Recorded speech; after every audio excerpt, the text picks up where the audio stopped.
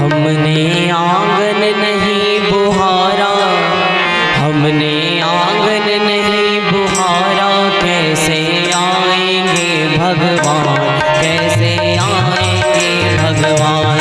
हमने आंगन नहीं बुहारा, कैसे आएंगे भगवान, कैसे आएंगे भगवान।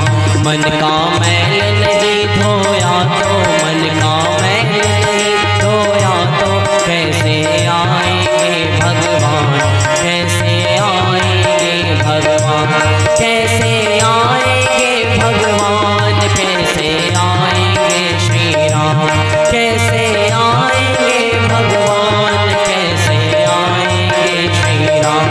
मन का मैल अगर धोले तो, मन का मैल अगर धोले तो, दौड़े आएंगे भगवान, दौड़े आएंगे भगवान। हमने आंगन नहीं बुहारा, कैसे आएंगे भगवान, कैसे आएंगे भगवान।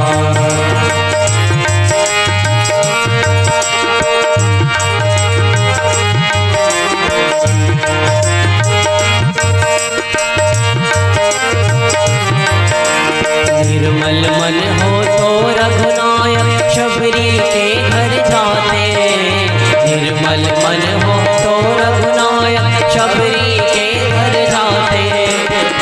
निर्मल मन हरिओम। बोलिए श्यावर रामचंद्र की, पवन सुत हनुमान की। आइए सभी लोग साथ साथ में एक जय श्री राम करके सब लोग साथ साथ में बोलेंगे, भजन कीर्तन करेंगे साथ साथ। राम राम राम राम राम कहो, राम राम राम सीता राम कहो, राम राम राम राम राम कहो, राम राम राम सीता राम कहो। जय श्री राम बोलो, जय श्री राम, जय श्री राम बोलो, जय श्री राम, जय श्री राम बोलो राजा राम, जय श्री राम बोलो सीता राम, जय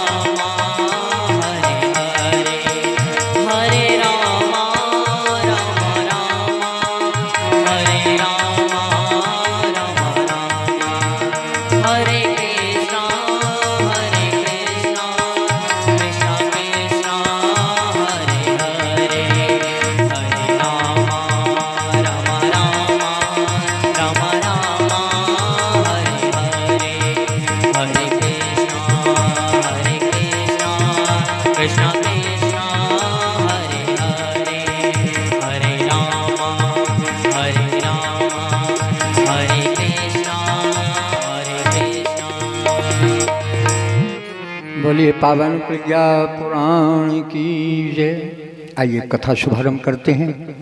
एक बार आज सकते योगांतरी चेतना शक्ति विद माता गायत्री से सभी की सद्बुद्धि की, सभी के उज्जवल भविष्य की प्रार्थना के साथ हमारे साथ गायत्री मंत्र बोलने की कृपा करें।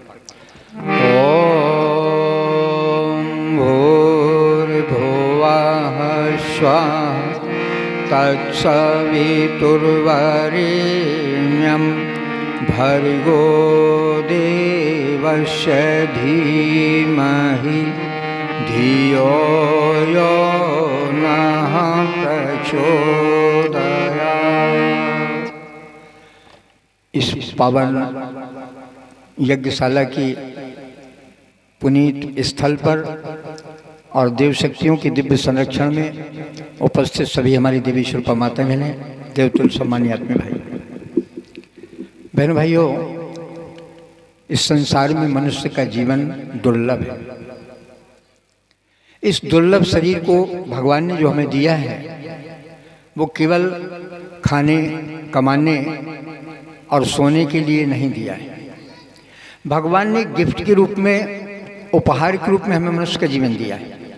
जिस प्रकार के बच्चे कोई खेल कूद में आगे आ जाते हैं या कोई किसी प्रकार से पढ़ाई में आगे पहुंच जाते हैं, अच्छे अंकों से पुरस्कार प्राप्त करते हैं तो उनको पुरस्कृत किया जाता है। इसी प्रकार पूर्व के जन्मों में कोई ऐसे श्रेष्ठ कार्य करते हैं कि मनुष्य हमको, भगवान हमको मनुष्य का जीवन देता है।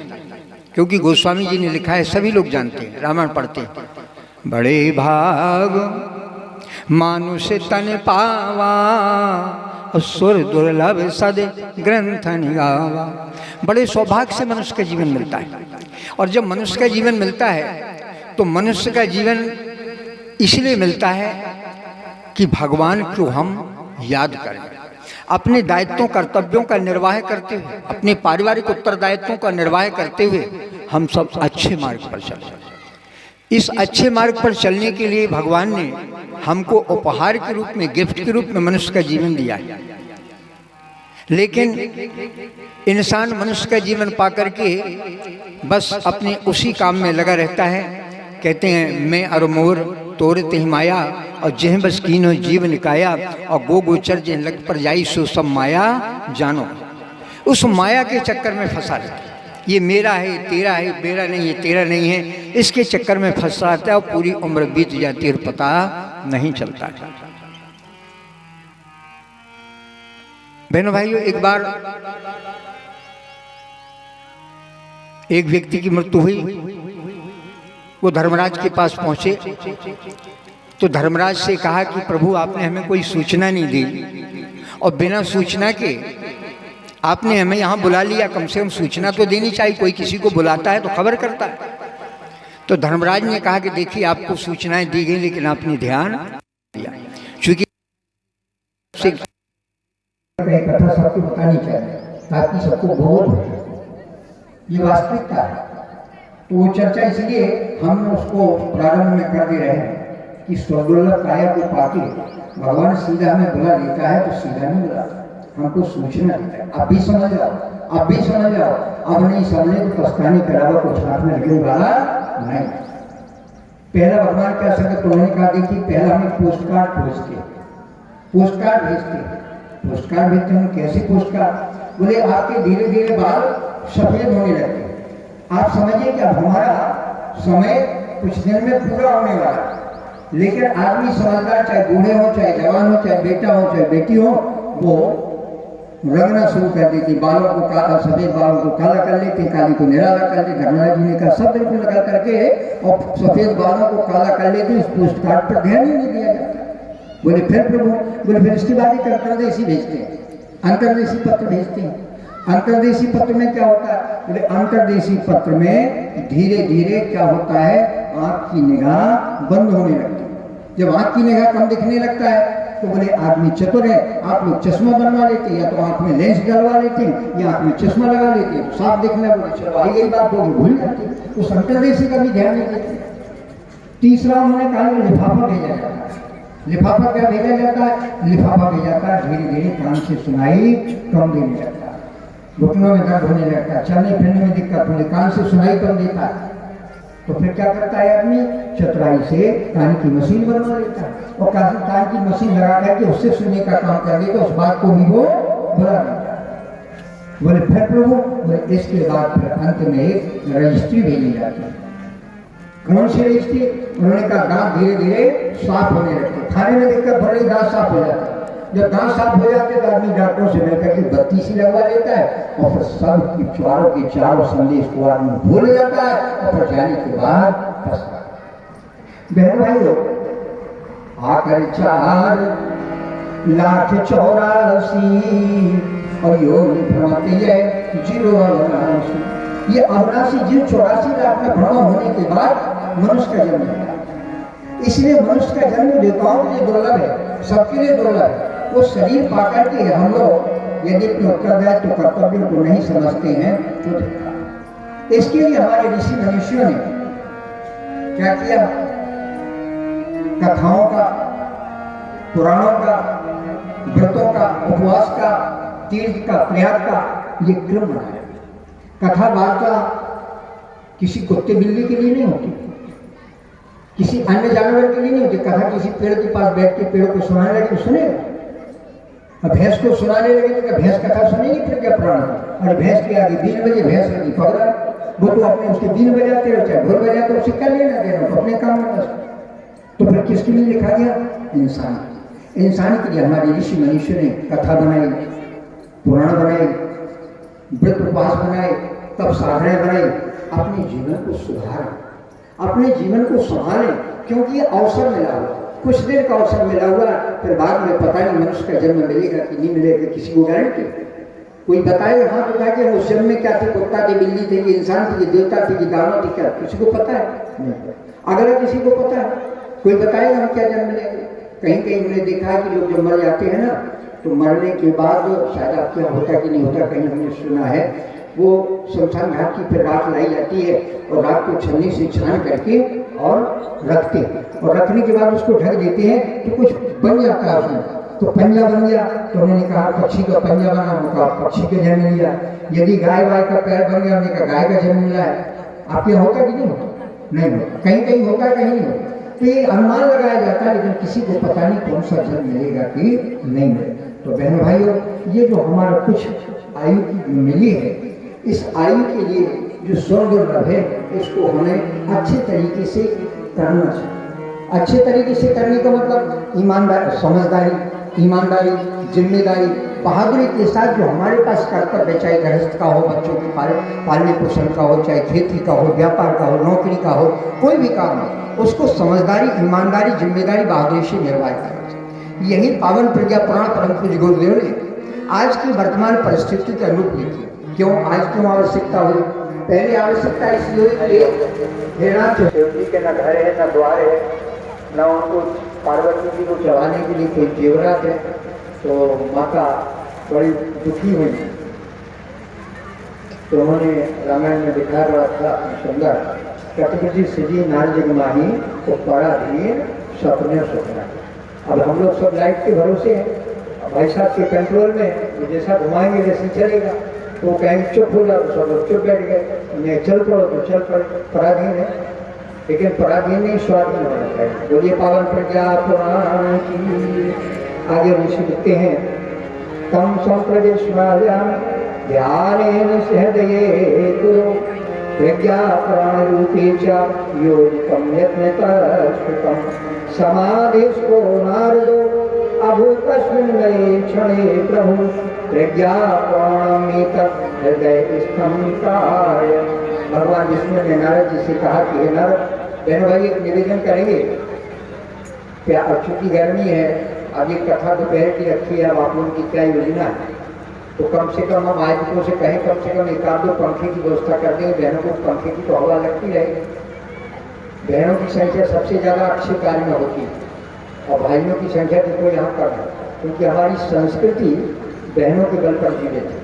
ये धर्म, ये संस्कृति माताओं बहनों बल पर जीवित है। जिस दिन माताओं बहनों की श्रद्धा खत्म हो जाएगी, संस्कृति ही रसातल में चली जाएगी। इसलिए उनको पहले से देवी कहा जाता है।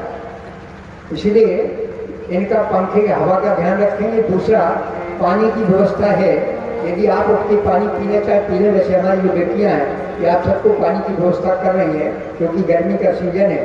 वैसे पहला मौका हमें अब तक भी दोपहर में कथा हो रही है, नहीं अब तक यहाँ हमने जब तक कथाएँ की हैं 1992 से कथा संध्या काल में होती है।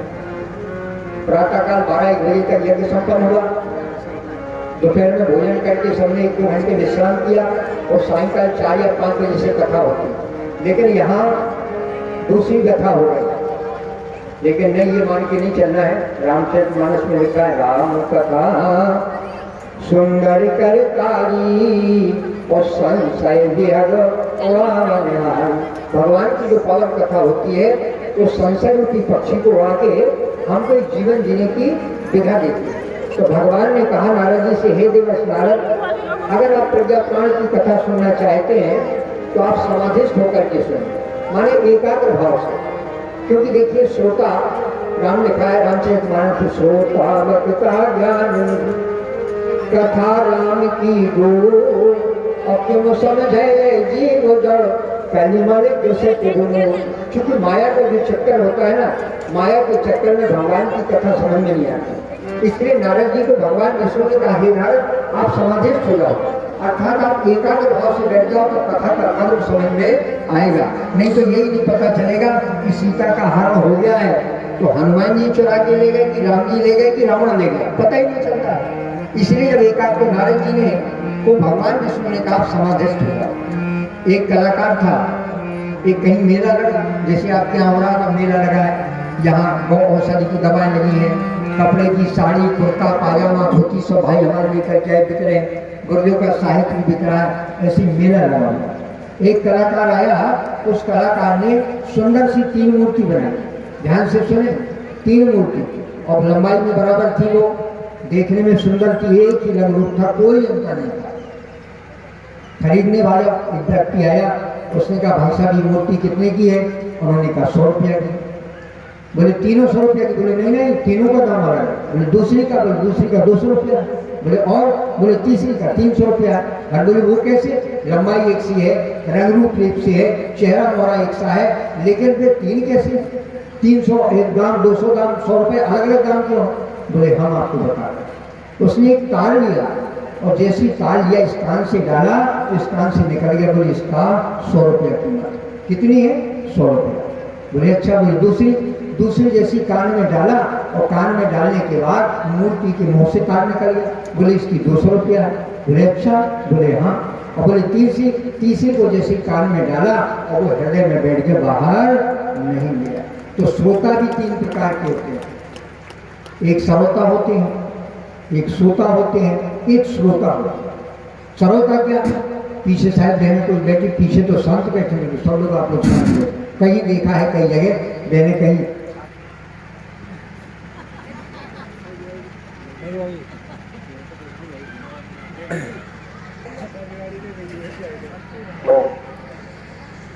तो हम निवेदन कर रहे थे, एक होती है श्रोता। श्रोता 3 प्रकार की। श्रोता होता है, श्रोता का मतलब आपस में एक दूसरे की कहीं बहू की बुराई करेंगे, कहीं सास की करेंगे, भाई लोग कहीं राजनीति की बात करेंगे, कहीं किसी की बात करेंगे, यानी कथा माने बैठे तो हैं, शरीर तो यही है लेकिन मन कहीं और लगा। ये श्रोता एक दूसरे की बातें कर रहे, बुराई कर रहे, अच्छाई कर रहे। दूसरे होते हैं कौन? श्रोता, सोता, जो थोड़ी सी कथा अच्छी सी लगी, खाया पिया है, काफी भोजन हुआ है सबका भंडारे में, वो नींद आने लगी तो आराम से सो रहे हैं, तो सोता होते हैं। और तीसरे श्रोता होते हैं जो वास्तव में सुनते हैं। तो उस कलाकार ने समझाया कि देखो एक मूर्ति ऐसी है, इस कान से सुन के उस कान से निकल गई, इसकी कीमत कम, 100 रुपया। लेकिन दूसरी मूर्ति वो है, इस कान से सुनती है लेकिन दूसरों तक बता देते भाई पावन कथा में ये सुना, ये बताया गया, ये बताया गया, एक दूसरे से चर्चा करती, इसलिए उसके 200 रुपया है। और जो तीसरी मूर्ति है, वो तीसरी मूर्ति हृदयंगम करती है और हृदय में धारण करने में जो बात अच्छी लगती है उसको अपने जीवन में उतारने का प्रयास करते हैं, वही श्रोता। इसलिए बहनों भाइयों, हमें तीसरी प्रकार की, तभी नारद जी को भगवान विष्णु ने कहा, हे नारद, यदि आप पावन प्रज्ञा प्राण की कथा सुनना चाहते हैं तो आप समाधिस्थ हो जाओ, अर्थात एकाग्र भाव से कथा को सुनो, तभी आनंद आएगा। तो आइए, ये सत्संग जीवन में बहुत दुर्लभ है। व्यक्ति को बोध सत्संग के माध्यम से होता है। सत्संग का पहले गीत सुनेंगे, फिर पावन कथा आगे सुनेंगे। सत्संग है ज्ञान सरोवर, सुख की खान है बंदे, सत्संग से ही मिलते सचमुच भगवान है बंदे, भगवान है बंदे। सत्संग है ज्ञान सरोवर, सत्संग है ज्ञान सरोवर, सुख की खान है बंदे, सत्संग से ही मिलते सचमुच भगवान है बंदे, भगवान है बंदे। सत्संग है ज्ञान सरोवर।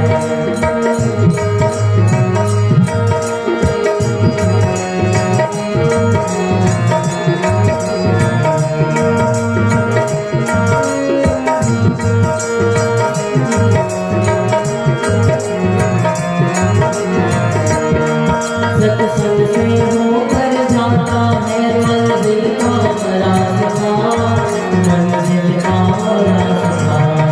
सत्संग से होकर जाता है मंजिल का रास्ता, मंजिल का रास्ता।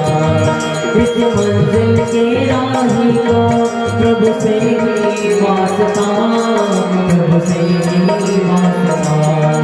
इस मंजिल के राही को प्रभु से ही वास्ता, प्रभु से ही वास्ता। सत्संग की बहती गंगा हो,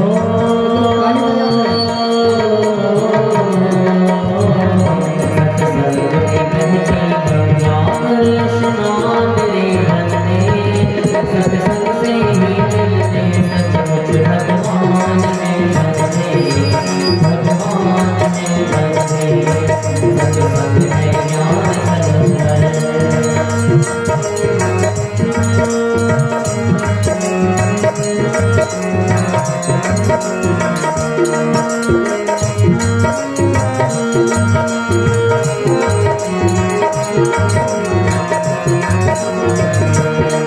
सत्संग ही काशी है, सत्संग कैलाश है, सत्संग कैलाश है। सत्संग ही काशी है, सत्संग कैलाश है, सत्संग कैलाश है। सत्संगी के मन में ही प्रभु का निवास है, प्रभु का निवास है। सत्संगी के मन में ही प्रभु जी का वास है, प्रभु जी का वास है। सत्संग सुनी हो, सत्संग सुनी वहाँ है नाम है बंदे, सत्संग से ही मिलते सचमुच भगवान है बंदे, भगवान है बंदे। सत्संग है ज्ञान सरोवर, सत्संग है ज्ञान सरोवर, सुख की खान है बंदे, सत्संग से ही मिलते सचमुच भगवान है बंदे, भगवान है बंदे। सत्संग है ज्ञान सरोवर, सुख की खान है बंदे, सत्संग से ही मिलते सचमुच भगवान है बंदे। श्री राम है बंदे, भगवान है बंदे, श्री राम है बंदे। सत्संग है ज्ञान सरोवर। पावन प्रज्ञा पुराण की जय। उवाच च महामेघ मंडलीव समन्तता, कुरु त्वं सदाधारं वर्षां तां युगचेतनम्। अनास्था तपशुष्का च महर्षे धर्मधारणं, जीवते तत्कार्यं प्रथमं ते विवस्थितम्। नारद जी को भगवान विष्णु कहते हैं कि नारद, मानो 84 लाख में ब्रह्म होने के बाद संसार में आता है तो उसकी जीवन में बहुत सत्संग और स्वाध्याय से होता है। जब तक वो सत्संग नहीं करेगा या अच्छे साहित्य का स्वाध्याय नहीं करेगा, जीवन में माया में ही भटकता रहेगा। माया में भटकना क्या है बहनों भाई? जब माँ के घर में भगवान का अंश पुष्प जब पलता है तो नरक में होता है। क्योंकि वो भगवान से प्रार्थना करता है, हे प्रभु हमें इस साल नरक से निवृत्त करना, और नरक से निवृत्त होने के बाद हम आपको याद करेंगे, आपके आदर्श सिद्धांतों पर चलेंगे और जीवन को हम ऊंचा उठाने का प्रयास करेंगे। आपने हमको मनुष्य का जीवन दिया है, वो प्रार्थना करता है। लेकिन जैसे धरती पर वो जन्म लेता है बालक बालिका, तो कहते हैं कहाँ कहाँ कहाँ रोता है, नहीं रोता है तो रुलाया जाता है, बीमार तो नहीं, फिर वो कहता है कहाँ कहाँ कहाँ। आखिर गोस्वामी जी ने कहा अरो मोर और तोड़ते ही माया और जह बस कीनो जीव निकाया, गो गोचर जे लग पर जाई और सो सब माया जानो भाई। जैसे धरती पर वो आता है माया में लिपट जाता है। कैसे लिपट जाता है? भूमि पर आज डाबर पानी और तिम जीवही माया लपटानी। जिस प्रकार से ऊपर से जल निकलता गिरता है धरती पर तो स्वच्छ और पवित्र होता है, लेकिन जैसे ही जमीन में आता है मटमैला हो जाता है, गंदा होता है। इसी प्रकार जीवात्मा स्वच्छ पवित्र होकर आता है और जैसे ही संसार में जन्म लेता है मैं और तेरे के चक्कर में फंस के माया में भटकता है। इसलिए अटकी हुई माया से भटकने को दूर करने के लिए हमारे यीशु ने सत्संग की विधा बताई है, स्वाध्याय की विधा बताई है, तप और साधना व्रत उपवास कथा का दिया है, ताकि इनके माध्यम से मानव जीवन को अपना बोध हो, ताकि हमारा जो शेष जीवन बचा है वो जीवन अच्छा बन सके और हम अपना भी कल्याण करें, दूसरा कल्याण करें। क्यों? साधन धाम मोक्ष कर द्वारा और पाए न ते पर लोक सुधार। ये साधनों का धाम मोक्ष का द्वार हमको मिला हुआ, भगवान ने साधनों का धाम दिया, माने सब प्रकार की सुख सुविधाएं मनुष्य, लेकिन मोक्ष का द्वार भी।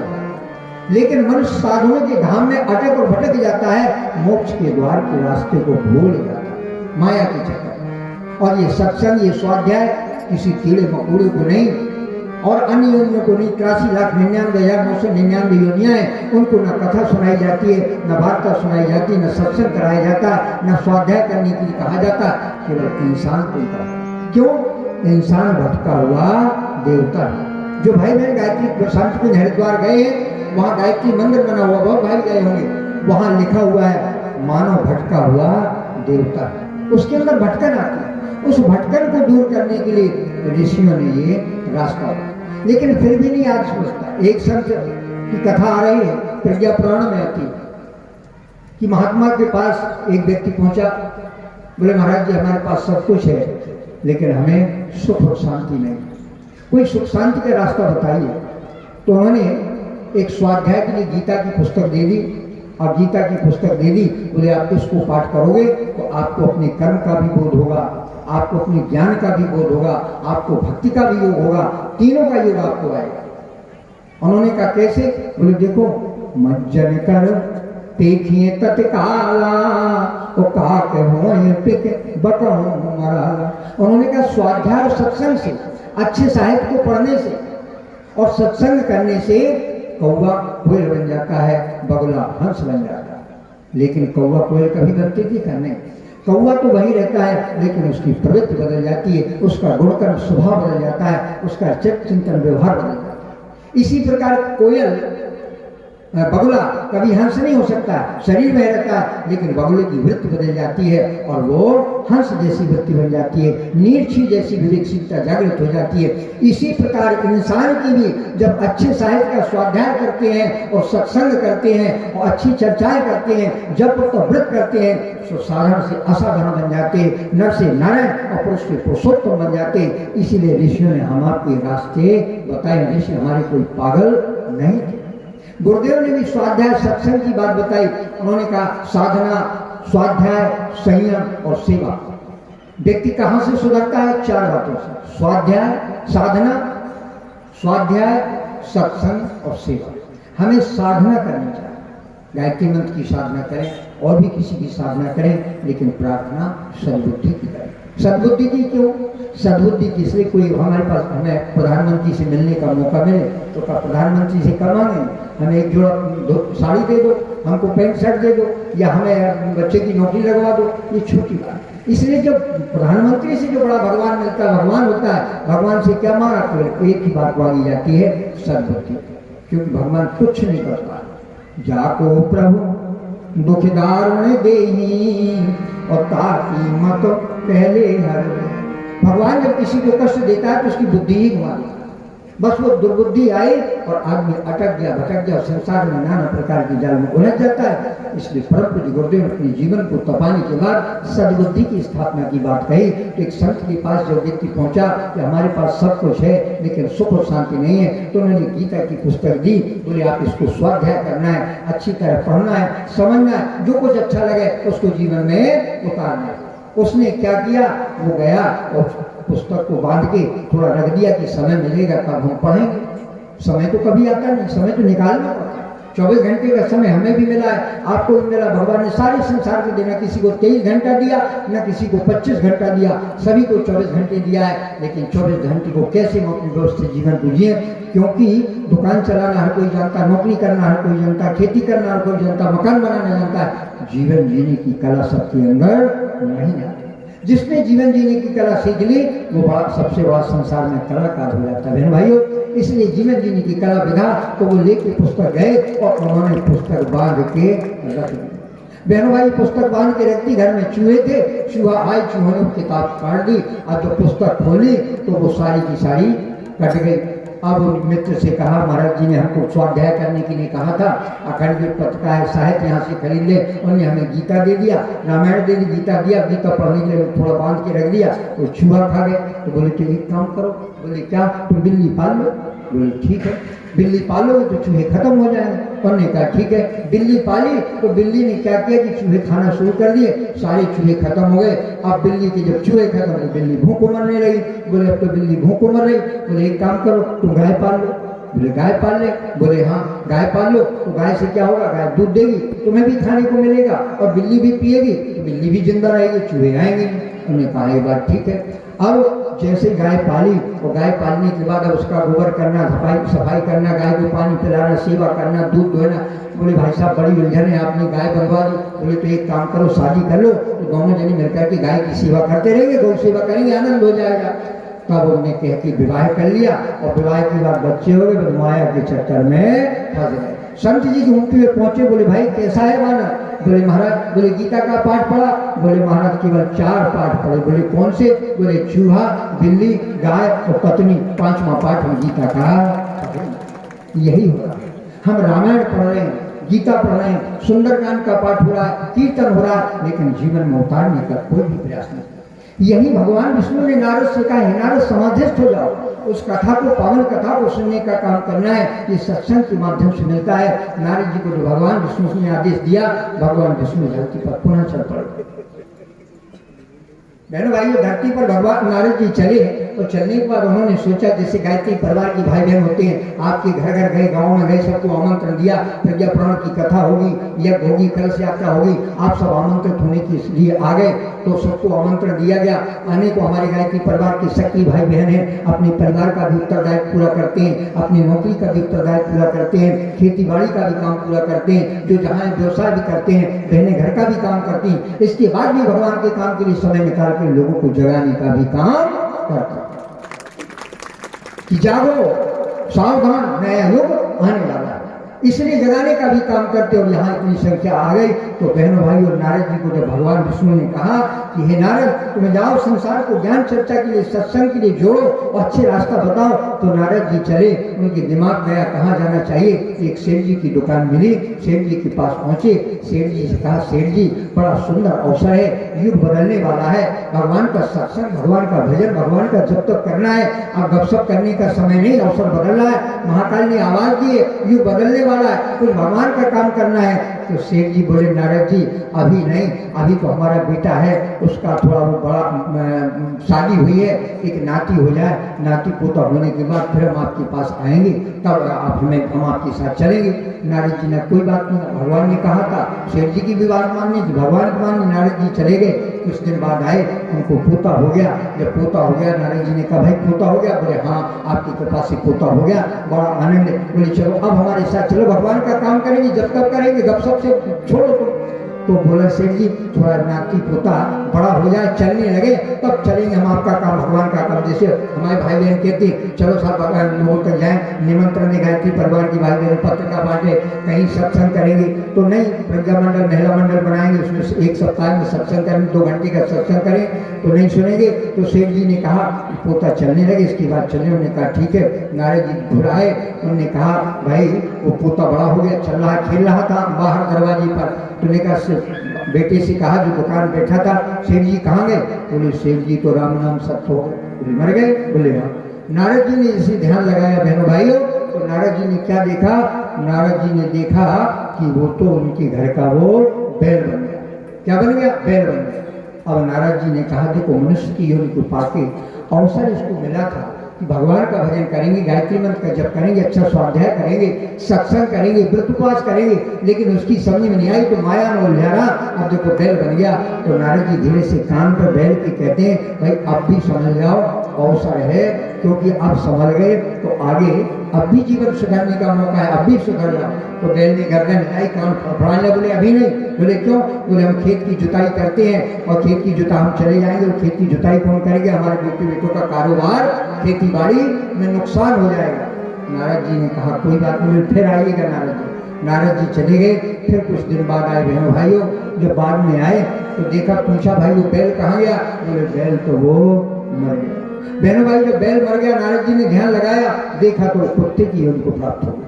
कुत्ते की योनि को प्राप्त हो गया। और जब कुत्ते की योनि को प्राप्त हो गया तो नारद जी कुत्ते के पास गए। बोले भाई अब तो समझ जाओ, अब भी अवसर है, अब भी सुधर जाओ, तुमने कुत्ते की योनि प्राप्त कर ली है, अब कुत्ते की योनि से भी मुक्ति होने का अवसर है, क्योंकि भगवान ने हमें कहा है, इसलिए हम जगाने का काम करेंगे। उठो जागो और भगवान से जोड़ो, अपने जीवन को जोड़ो, सत्संग स्वाध्याय करो, गायत्री मंत्र का जप करो, उपवास करो, व्रत करो और अच्छे संस्कार कराओ। लेकिन तुम्हारी समझ में नहीं आई, लेकिन अब भी मौका है, अब भी हम भगवान से तुम्हें जोड़ सकते हैं, मान जाओ हमारी बात। कुत्ता कहता नहीं। बोले क्यों? बोले ये जो हमारा परिवार बढ़ गया, खूब पैसा हो गया, धन संपत्ति हो गई, कारोबार बढ़ गया है, हम रात भर चौकीदारी करते हैं, वो आधी रोटी हमें खाने को देते हैं, हम उसी भूखा के रात भर भौंकते हैं, तो सुरक्षा बनी रहती, कोई चोर डकैत घुस नहीं पाते और सब सामान सुरक्षित बना। नारद जी ने माथा ठोका। बोले नारद जी कुछ दिन और रुक जाओ, फिर हम चलेंगे आपके साथ। बोले ठीक है। नारद जी मान गए। नारद जी फिर वापस गए। कुछ दिन बाद नारद जी आए, उन्होंने पूछा भैया ये वहाँ कुत्ता घूमता था वो कहाँ गया? बोले वो तो मर गया। बोले मर गया? बोले हाँ। नारद जी ने ध्यान लगाया, बहनों भाई वो कुत्ता नाली का कीड़ा बन गया और नाली का कीड़ा बनकर के गंदगी में अपने जीवन को यापन करने लगा। नारद जी ने कहा मूर्ख, तू मनुष्य योनि को पाने के बाद तूने भगवान की भक्ति नहीं की, तूने भगवान का काम नहीं किया, तूने अपनी दुर्बुद्धि को हटा के सद्बुद्धि का प्रयास नहीं किया, माया मोह में अटका भटका पड़ा रहा। अपनी कीड़े की योनि में रह करके वह उसी में जीवन यापन करना है। इसलिए बहनों भाइयों, भगवान ने जो मनुष्य का जीवन दिया है ये दुर्लभ है, इसको पाके हमें अच्छे कार्य करना चाहिए। करो निरंतर ऐसे काम जिनका हो सुंदर परिणाम, यही उद्देश्य है। यज्ञ हमारा तभी सफल जब जन जीवन बने बिना। यज्ञ करने का उद्देश्य, क्योंकि गायत्री क्या है? सद्विचार, सद्बुद्धि। यज्ञ क्या है? सत्कर्म करने की प्रेरणा देता है, अच्छे काम करने की प्रेरणा देता है। यज्ञ वही श्रेष्ठतम कर्म, श्रेष्ठ कर्म करने का नाम यज्ञ है। भाइयों आगे कल्प वृक्षेण मणिना पारदेन च यस्य जाता सदा ज्ञानम तत्तेव वदाम्यहम्। तत्व चिंतन तथा प्रज्ञा जागत्यात् विनिर्मितौ प्राज्ञा प्रसंजते च विनिर्माणे च संभवे। तब नारद जी उस सेठ की स्थिति देख करके मनुष्य से कीड़ा बन गया, पुनः भगवान के पास पहुँचे और भगवान विष्णु से प्रार्थना कर रहे, प्रभु अब संसार नाना प्रकार के कष्टों में भ्रमण कर रहा है, इसके कष्टों के सुधार का आप रास्ता बताइए। तो भगवान विष्णु ने कहा, हे नारद, गायत्री रूपी महाविद्या, जो गायत्री रूपी महाविद्या है, उस गायत्री रूपी महाविद्या को जन जन तक पहुँचाना है। क्योंकि गायत्री गयान की त्रायती गायत्री, जो प्राणों को त्राण देने वाली शक्ति होती है वो गायत्री है। गायत्री के देवता सूर्य है और गायत्री के ऋषि विश्वामित्र है।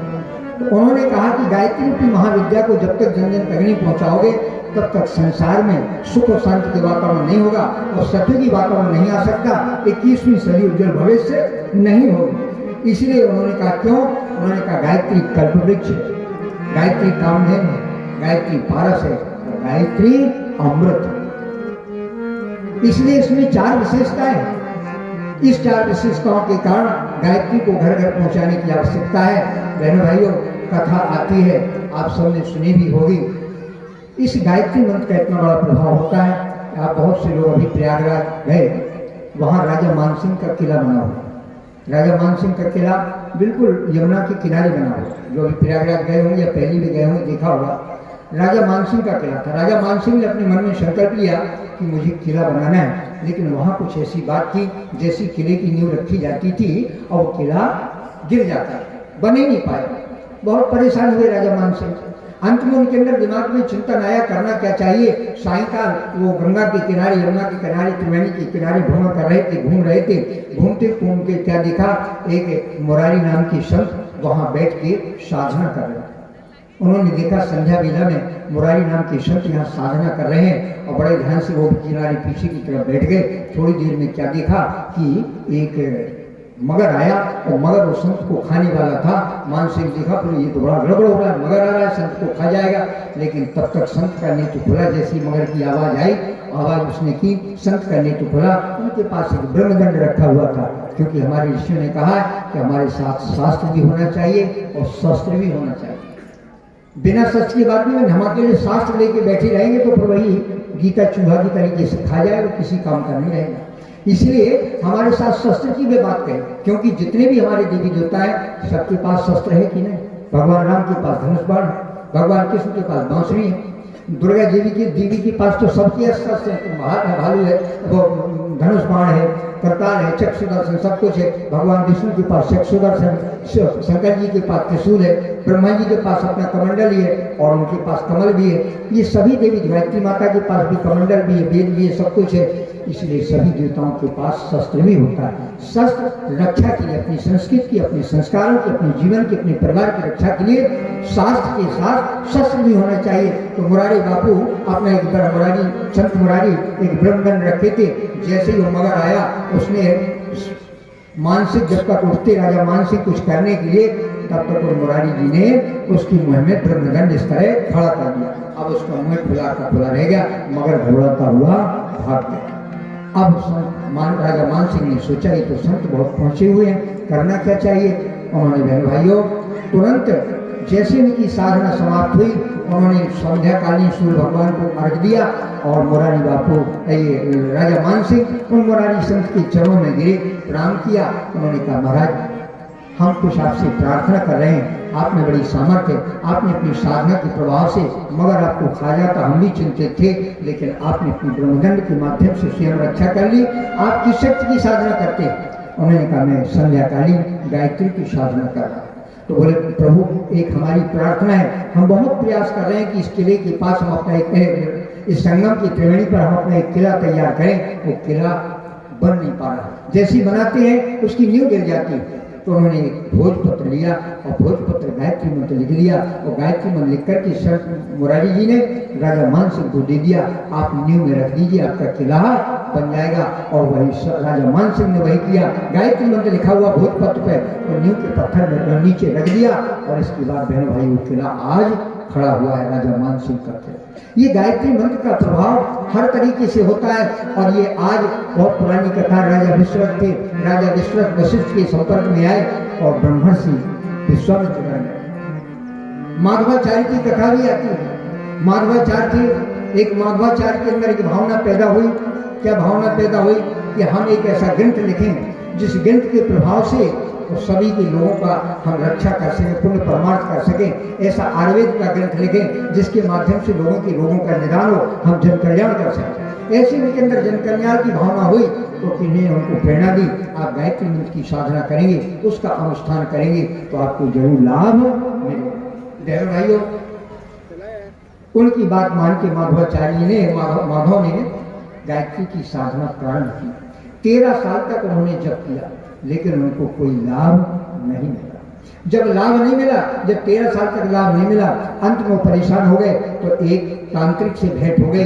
तो तांत्रिक ने कहा आप बहुत चिंतित हैं, बात क्या है? बोले मैं 13 साल तक गायत्री का अनुष्ठान कर रहा हूँ लेकिन मेरी कोई मनोकामना पूरी नहीं हो रही, मैं परेशान हूँ। तो उन्होंने कहा काशी बनारस जाइए, वहाँ मणकर का घाट पर बैठ करके एक हम मंत्र दे रहे हैं, तांत्रिक मंत्र दे रहे हैं, वो तंत्र का मंत्र का आप जाप करेंगे तो उससे आपको 1 साल में लाभ मिलेगा।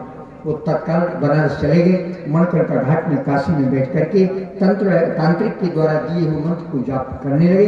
तो साल भर नहीं हुआ, 3 माह जैसे ही हुआ, 3 माह होने के बाद पीछे से आवाज आती है कि माधव तुम्हारी साधना से हम प्रसन्न हैं, वरदान मांगो।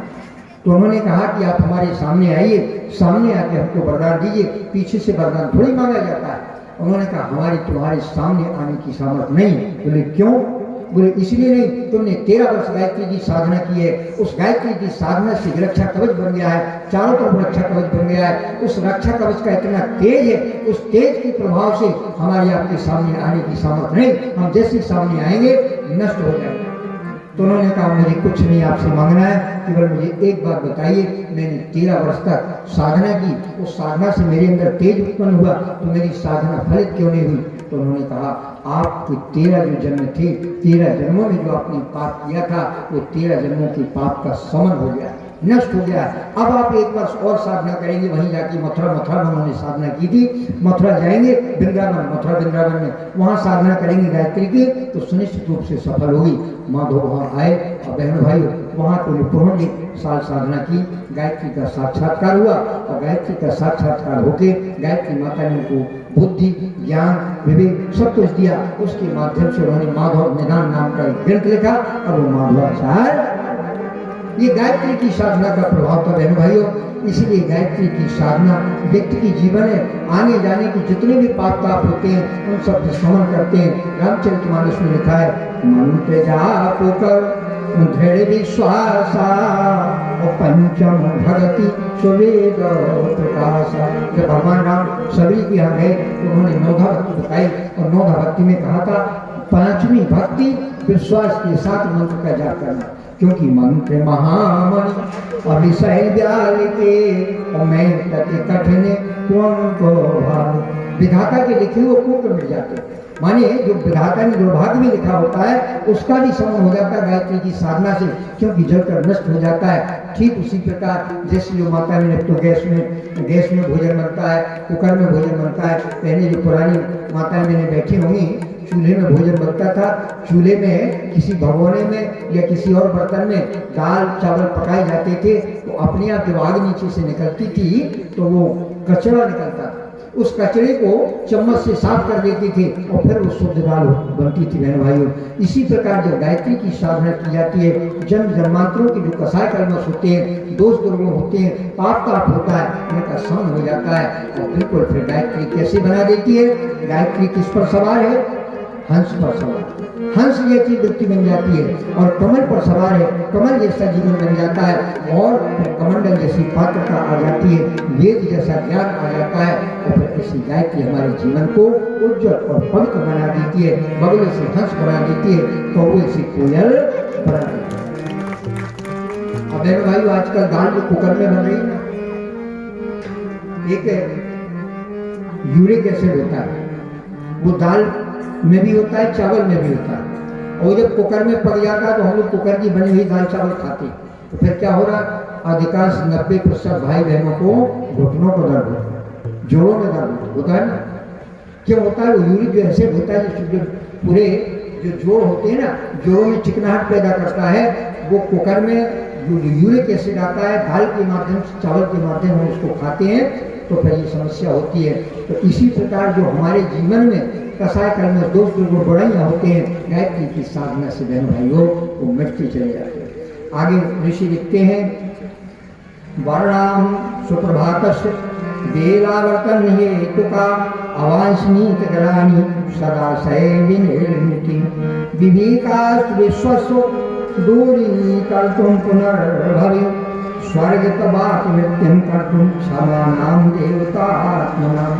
भगवान विष्णु नारद जी से कहते हैं नारद, मनुष्य को मूर्खता की माया से दूर करने के लिए उसकी समस्याओं के समाधान करने के लिए, दुर्बुद्धि रूपी आसुरवित्तों का शमन करने के लिए सद्बुद्धि रूपी गायत्री की स्थापना करनी पड़ेगी। तभी मनुष्य का जीवन मानव में देवत्व का उदय होगा और धरती पर स्वर्ग का अवतरण होगा।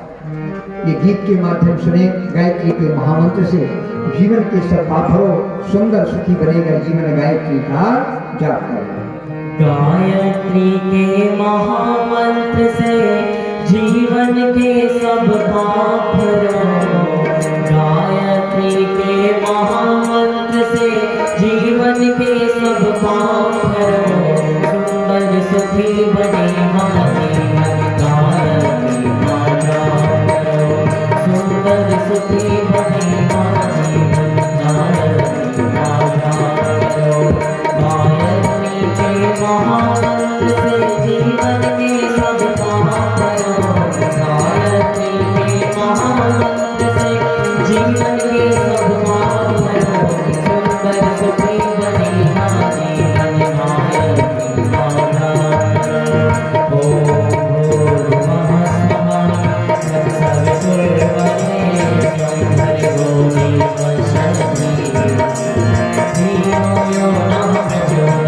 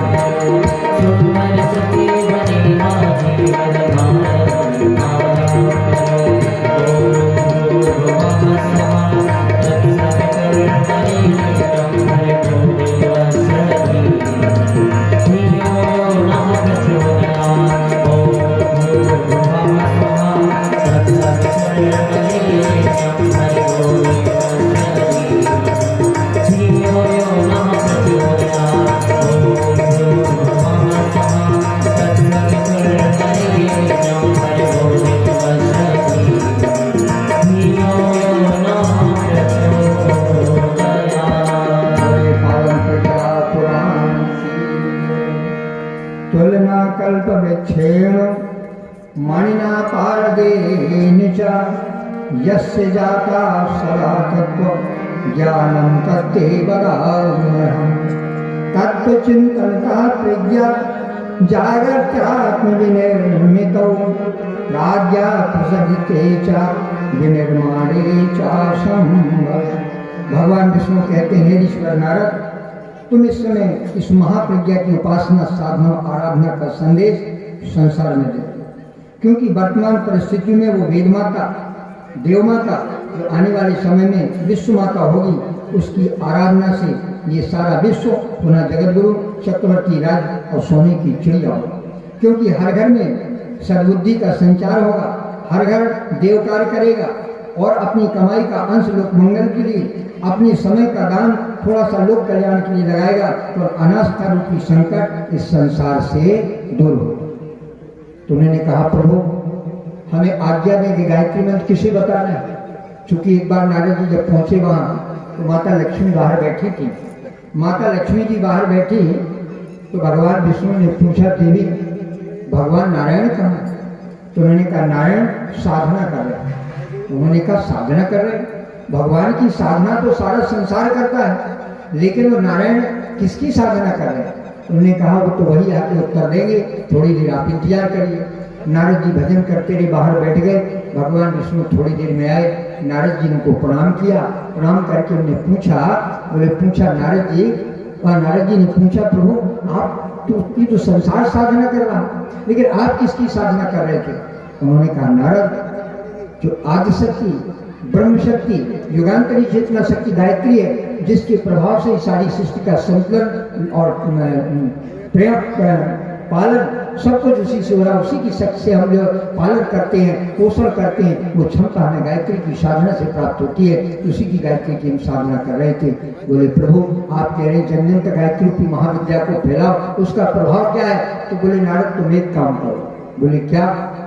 उन्होंने कहा एक जगह उन्होंने स्थान बताया, एक जगह की नाली पर कीड़ा पड़ा हुआ है, तुम जाकर वहां केवल एक बार गायत्री मंत्र सुना देना बस। नारद जी गए, भगवान की आज्ञा का पालन करना था। भगवान की आज्ञा का पालन करके नारद जी वहां पहुंचे और उस कीड़े को जैसा कीड़ा बताया, उसकी लंबी पूंछ है, लाल रंग का मुंह है और इस तरह पूरा बताया। क्योंकि वो कहानी जो हमने अभी सुनाई थी सेठ जी की, आनंद स्वामी सरस्वती ने अपनी मानव जीवन गाथा में लिखी। जो कहानी सुनाई थी वो आनंद स्वामी सरस्वती की पुस्तक है मानव जीवन गाथा, परम पूज्य गुरुदेव ने भी लिखी है। मानव जीवन गाथा में आनंद स्वामी सरस्वती ने भी लिखी थी कि मनुष्य जब अपने शरीर को समझ नहीं पाता, इसकी कीमत नहीं मानता है, इसको समझ नहीं पाता है, तो फिर वो पछताने के अलावा कुछ नहीं होता। और जो समझ जाता है उसका जीवन धन होता, नहीं तो फिर पुनः नाना प्रकार की 84 लाख योनि में इंसान भटकता रहता है। तो भगवान विष्णु ने कहा हे नारद उस कीड़े के पास जाकर तुम एक बार गायत्री मंत्र उसको सुना दो। नारद जी पहुंचे और नारद जी जैसे पहुंचे उन्होंने उस कीड़े को गायत्री मंत्र सुनाया। भैरव भाई जैसे गायत्री मंत्र सुनाया वो कीड़ा मर गया। अरे नारद जी ने कहा भगवान कहते गायत्री मंत्र का बहुत बड़ा प्रभाव है, वो तो कीड़ा मर गया, अब तो हमको पाप लगा। नारद जी घबराते हुए पुनः विष्णु लोक को आए और विष्णु लोक में आके भगवान विष्णु से कहते हैं प्रभु आपने तो हमसे पाप करा दिया, हम तो बड़े अच्छे थे, हमसे अब जो आप कहते तो हम आपका श्रीमन नारायण का भजन करते, गायत्री मंत्र दूसरों तक पहुँचाते, लेकिन आपने कीड़े के पास पहुँचा। बोले आपने कहा था नारद कि गायत्री मंत्र का क्या प्रभाव है, तो हम प्रभाव ही दिखाने के लिए भेजे थे।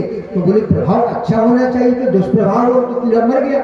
बोले कोई बात नहीं, पाप तुम पर नहीं लगा, अब एक काम और करना। बोले क्या? बोले तुम एक कहाँ जाना, जंगल में। उन्होंने स्थान बताया, वहां एक पेड़ पर एक पक्षी ने अंडा दिया, अंडे में थोड़ी देर से एक बच्चा निकलने वाला है, जैसे ही बच्चा निकले तुम गायत्री मंत्र उसे सुना देना, उसका कल्याण हो जाएगा। तो भगवान से नारद जी ने कहा प्रभु कीड़ा मर गया, कहीं वो भी मर गया तो मुझ पर दोहरा पाप लगेगा। उन्होंने कहा कोई बात नहीं बेटा, बिल्कुल पाप नहीं लगेगा, जैसा हम कह रहे वैसा मानो। नारद जी ने भगवान की बात मान के जहाँ बताया उसी पेड़ के पास पहुँचे, देखा अंडा रखा हुआ था। थोड़ी देर में अंडे के बाहर बच्चा निकला और नारद जी ने जैसे गायत्री मंत्र सुनाया बहनों भाई वो बच्चा मर गया। जब वो बच्चा मर गया तो नारद जी बड़े दुखी हुए। बोले देखिए अभी तो एक कीड़ा मरा था, थोड़ा पाप लगा, अब पक्षी भी मर गया, अब ये दोहरा पाप हम पर लग गया। भगवान हम पर पाप पता नहीं क्यों लाद रहे, आखिर प्रभु की क्या इच्छा है। फिर भगवान का भजन करते हुए श्रीमन नारायण नारायण करते हुए वहां पहुंचे तो उन्होंने पूछा नारद जी क्या हुआ? बोले प्रभु जी वो कीड़ा मर गया गायत्री मंत्र के प्रभाव से और वो पक्षी भी मर गया। अब तो गायत्री मंत्र से तो लोगों प्राणों की रक्षा करने वाला मंत्र है, प्राण देने वाला है, लेकिन ये तो प्राण दे रहा है, प्राण कहाँ दे रहा है? उन्होंने कहा कोई बात नहीं, आप एक और काम करो। बोले क्या? बोले आप जाइएगा जंगल में, वहाँ एक गाय बछड़े को जन्म देने जा रही है, जैसी गाय बछड़े को जन्म दे आप उसको गायत्री मंत्र सुना देना। बोले प्रभु अब क्षमा करें, गौ हत्या का पाप हम पर मत लगाइए। कहीं गायत्री मंत्र से गाय का बच्चा मर गया तो हम पे गौ हत्या का पाप लगेगा, इसलिए गौ हत्या के पाप से तो बचाने की कृपा करिए।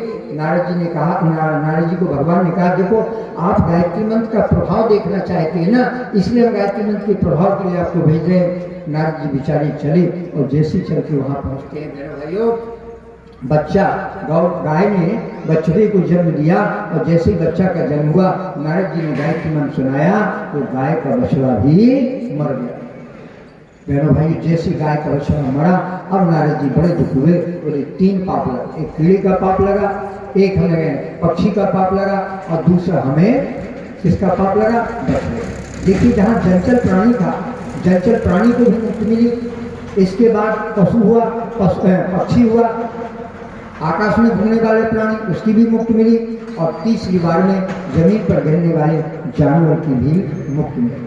अब जब भगवान के पास नारद जी आए बोले प्रभु वो भी मर गया, अब हमसे 3 पाप हो गए, अब हमें पाप से मुक्ति का रास्ता बताइए, हमें कैसे मुक्ति मिलेगी। उन्होंने कहा एक काम और कर लो आपको मुक्ति मिल जाएगी। बोले क्या काम करना है, बोले एक काम करना है, एक राजा को रानी को उनको 7 वर्ष बाद एक बालक का जन्म हुआ है, उस बालक का आप हाथ देखेंगे, उसका भूत भविष्य बताएंगे, राजा आपका सम्मान करेंगे। बोले महाराज अब कान पकड़ते हैं बिल्कुल नहीं करेंगे। कहीं गायत्री मंत्र बोला और वो बालक राजकुमार 7 साल बाद तो जैसे तैसे राजकुमार हुआ है, उनका उत्तराधिकारी हुआ है, वो मर जाएगा तो हमें तो वो फांसी पे चढ़ा देगा, सजा हो जाएगी, प्रभु अब माफ करिए। बोले नारद आप हमारे परम भक्त, गायत्री की शक्ति का प्रभाव देखना है, उसकी प्राण चेतना का प्रभाव देखना है, संसार को तुम बताओगे कैसी गायत्री का महत्व क्या है, गायत्री का कितना प्रभाव होता है संसार में, क्योंकि आने वाले दिनों में युग परिवर्तन होगा तो गायत्री यज्ञ के द्वारा होगा। तो जब तक आपकी समझ में नहीं आएगा तो लोगों तक संदेश गायत्री का क्या दोगे, पहले तुम्हारी तो समझ में आना चाहिए। आप जाओ हमारी बात मानो। नारद जी पहुँचे और नारद जी से पहुँचे राजा के पास, राजा बड़े प्रसन्न हुए, बोले अहो भाग हमारे जो नारद मुनि आप हमारे घर पधारे, धन्य हमारे भाग, क्योंकि हमारे घर में 7 वर्ष बाद बालक को जन्म हुआ है, आप बालक की हस्तरेखा को देख के बताएं उसका भूत भविष्य वर्तमान क्या होगा। अब नारद जी ने सोचा कोई रास्ता सोचना चाहिए, तो नारद जी ने कहा भाई एक काम करना। बोले क्या, एक कमरा इस तरह देना चाहिए जिसके 2 दरवाजे हों। नारद जी ने सोचा एक दरवाजे से लोग घुसेंगे, दूसरे से भाग खड़े होंगे कि मर गया बालक, क्योंकि हमारी सजा तो निश्चित मिलेगी, बालक कहीं गायत्री मंत्र बोलने से मर गया राजकुमार तो हमारी सजा हो जाएगी सुनिश्चित। तो उन्होंने भाई एक कमरे के 2 दरवाजे होना चाहिए। बोले ठीक है। बोले कोई सैनिक आसपास नहीं होना चाहिए, सब बिल्कुल दूर रहेंगे, ना आप होंगे ना कोई होगा। बोले ठीक है। और बोले आपने राजकुमार को पलने में उस कमरे के अंदर आप रखेंगे और हम रहेंगे, वो बालक रहेगा, बस वो तीसरा कोई नहीं रहेगा। राजा ने कह दिया ठीक है ऋषिवर, जैसा आप आदेश करें वो वही व्यवस्था बनाई गई। और जैसे पालने के पास नारद जी पहुँचते हैं, कहना भाई बालक को जैसे ही गायत्री मंत्र सुनाते हैं, जैसे एक बार भूर्भुवः स्वः तत्सवितुर्वरेण्यं भर्गो देवस्य धीमहि धियो न प्रचोदयात्, वो बालक मुस्कुराने लगा, बालक हंसने लगा। नारद जी ने कहा अरे हमारे तो ये तो आप प्राण बच गए, आप मुस्कुराए क्यों, अभी तक तो बड़ा पाप हुआ। तो नारद जी अपनी भाषा में उस बालक ने कहा नारद जी आपने हमको पहचाना, आपने हमको बहुत समय, हमने एक सेठ के रूप में थे, हमें अपने ज्ञान देने का रास्ता सोचा, हम नकारते रहे, हम बैल की ओर में, जानवर की ओर में गए, उसके बाद कुत्ते की ओर में गए, कीड़े की ओर में गए, लेकिन हमें बोध नहीं हुआ। भगवान विष्णु ने कल्याण करने के लिए, क्योंकि हमारे पूर्वजन्म के पुण्य थे, कल्याण करने के लिए हमें उस कीड़े की योनि को भगवान ने पहुँचाया। तो क्या हुआ, आपने गायत्री मंत्र सुनाया तो हमें कीड़े की योनि से मुक्त होकर के हम पक्षी की योनि में आ गए। और फिर जब पक्षी को आपने गायत्री मंत्र सुनाया भगवान के कहने पर, तो हमें पक्षी की योनि से गाय के बछड़े के रूप में मिला। और जब गाय के बछड़े को आपने गायत्री मंत्र सुनाया तो हमें जानवर की योनि से मुक्ति मिली। और जानवर की योनि से मुक्ति मिलने के बाद उसी गायत्री मंत्र का प्रभाव है आज राजकुमार के यहाँ के रूप में हमने राजा के यहाँ जन्म लिया है आपके। बहनों भाइयों, ये गायत्री की शक्ति का प्रभाव, इसलिए आज आवश्यकता है कि हर मुख से हर घर में गायत्री मंत्र निकले, क्योंकि राम से भी प्रार्थना करें, आप राम को भी माने, कृष्ण को माने, हनुमान को माने, शिव को माने, सबको माने।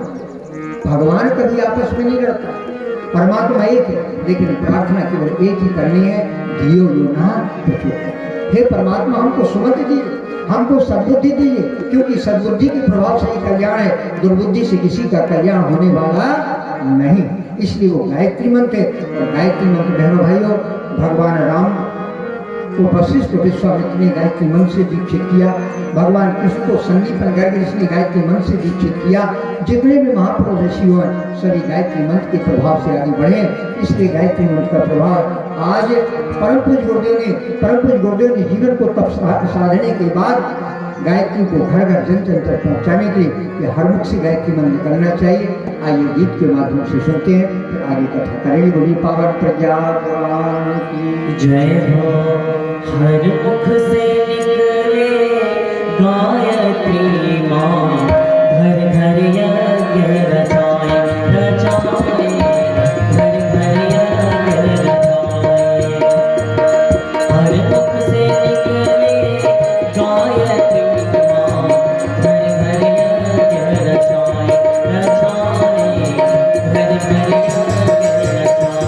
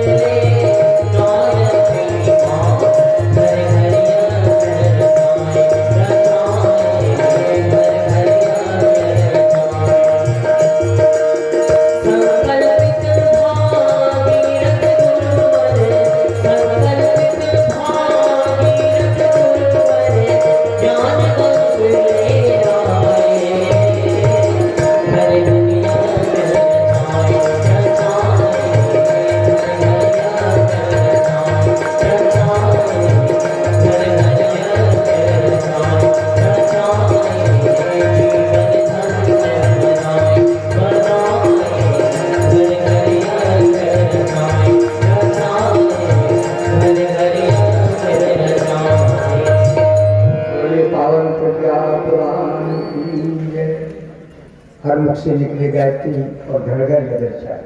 बहनों भाई, जो आने वाला समय युग परिवर्तन होने जा रहा है, युग परिवर्तन में गायत्री मंत्र की जो साधना होगी, उस गायत्री मंत्र की साधना के प्रभाव से व्यक्ति के अंदर एकता समता का भाव उत्पन्न होगा, प्रेम स्नेह का भाव उसके अंदर होगा। क्योंकि आज जो व्यक्ति का हृदय निष्ठुर है, एक दूसरे पर विश्वास नहीं है, अनास्था रूपी संकट है, वो आस्था रूपी शक्ति संचार करने के लिए गायत्री की साधना में ही समर्थ है। बहन भाई, आपने सावित्री सत्यवान की कथा सुनी होगी। सावित्री सत्यवान की जिन्होंने पढ़ा है, पुस्तक में पढ़ा है, कथाएं भी सुनी। सावित्री सविता की शक्ति को सावित्री कहते हैं। वो सावित्री गायत्री की साधना करती थी। गायत्री की साधना के माध्यम से उसके अंदर इतना तेज का प्रकाश प्रभाव था कि उसके पिता ने, जब वो शादी की योग हो गई, विवाह की योग हो गई, तो उसने विवाह के निमित्त बहुत राजा ने प्रयास किया कहीं सावित्री की योग वर मिले, लेकिन सावित्री की योग वर नहीं मिला। बहुत प्रयास किया, क्योंकि उसके अंदर इतनी साधना की शक्ति थी, इतना तेज का प्रभाव था, इतना उसके अंदर विवेकशीलता थी कि ऐसा कोई समझदार वर नहीं मिला। क्योंकि हर माता पिता चाहता है हमारी बेटी की योग वर मिल जाए। वर माने श्रेष्ठ, माने कन्या से जो हमारा श्रेष्ठ हो, इस तरह के वर का वर्ण किया जाता है, तभी कन्या का विवाह करते। तो जब राजा को नहीं मिले तो राजा ने सोचा, उस समय भाई स्वयंवर हुआ करते थे, तो स्वयंवर के उन्होंने कहा भाई मंत्रियों के साथ बेटी आप जाओ और अपने अनुसार जो आपका इच्छित वर मिले उसका आप चयन कर लो, वर का वर्ण करो। मंत्री साथ में गए, रथ में बैठ कर के सावित्री भ्रमण के लिए निकली। कुछ दूर जाने के बाद क्या देखती है, एक जगह एक पेड़ पर एक व्यक्ति लकड़ी काट रहा है। जब लकड़ी काट रहा है, उसको देखा सावित्री ने कि लकड़ी कोई लकड़हारा काट रहा, उसके अंदर बड़ा तेज था, बड़ा प्रकाश था, क्योंकि वो उसका नाम सत्यवान था। वो सत्यवान भी सत्य को जीवन में आचरण कर, सत्य का आचरण करके सत्यमेव जयते की भावना के साथ गायत्री की साधना वो भी करता, और उसका आपस में प्रवाह हुआ। क्योंकि अंतरंग की भावना से जो सम गुण मिलते हैं, तो एक दूसरे के ऊपर सजाती तरफ तो एक तरफ, विजाती तरफ एक तरफ, एक दूसरे के प्रति आकर्षित होते हैं। सावित्री ने वो दैवी गुण उसके अंदर देखा, सत्यवान ने भी सावित्री के अंदर दैवी गुण देखा। तो सावित्री ने प्रश्न किया, आप आखिर लकड़ी क्यों काट रहे हैं?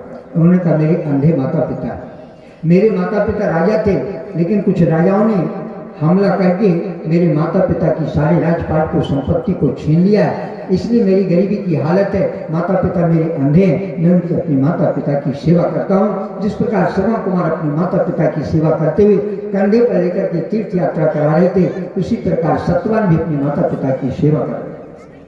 बहनों भाइयों, सावित्री ने मन में संकल्प ले लिया, क्योंकि हमारी भारतीय नारी जिसको एक बार वर्ण कर लेती है तो जीवन में दूसरा नहीं, उसी को अपना पति मान करके जीवन भर सच्ची जीवन साथी बन के अपने परिवार का और संतान को उन्नत करते हुए अपने परिवार का विकास करती चली जाती है। सावित्री ने मन में सत्यवान को अपना वर चयन कर लिया।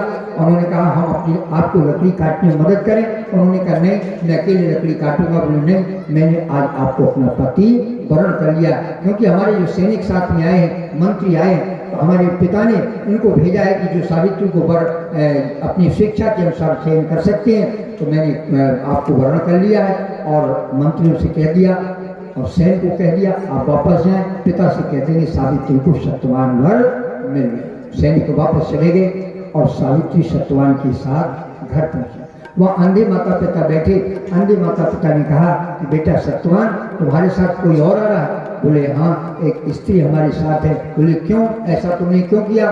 बोले, ये कह रही कि मैंने आपको अपना पति वर्ण कर लिया। उससे बेटा बोला, बेटा तुमने अपना निर्णय गलत लिया। बोले, क्यों पिता? मैंने तो आपको अपना सास ससुर, इनको मैंने अपना पति वर्ण कर लिया, अब मेरे यही जीवन साथी हो गए, हम दोनों मिलकर के दोनों की सेवा करेंगे। तुमने कहा, बेटा तुम पुनः अपने संकल्प को बदलो, भूल तुमसे हुई है। बोले, क्या भूल हुई? बोले, इस सत्यवान की आयु मात्र 1 वर्ष है। 1 वर्ष बाद ये समाप्त हो जाए, इसका जीवन लीला समाप्त हो जाएगी।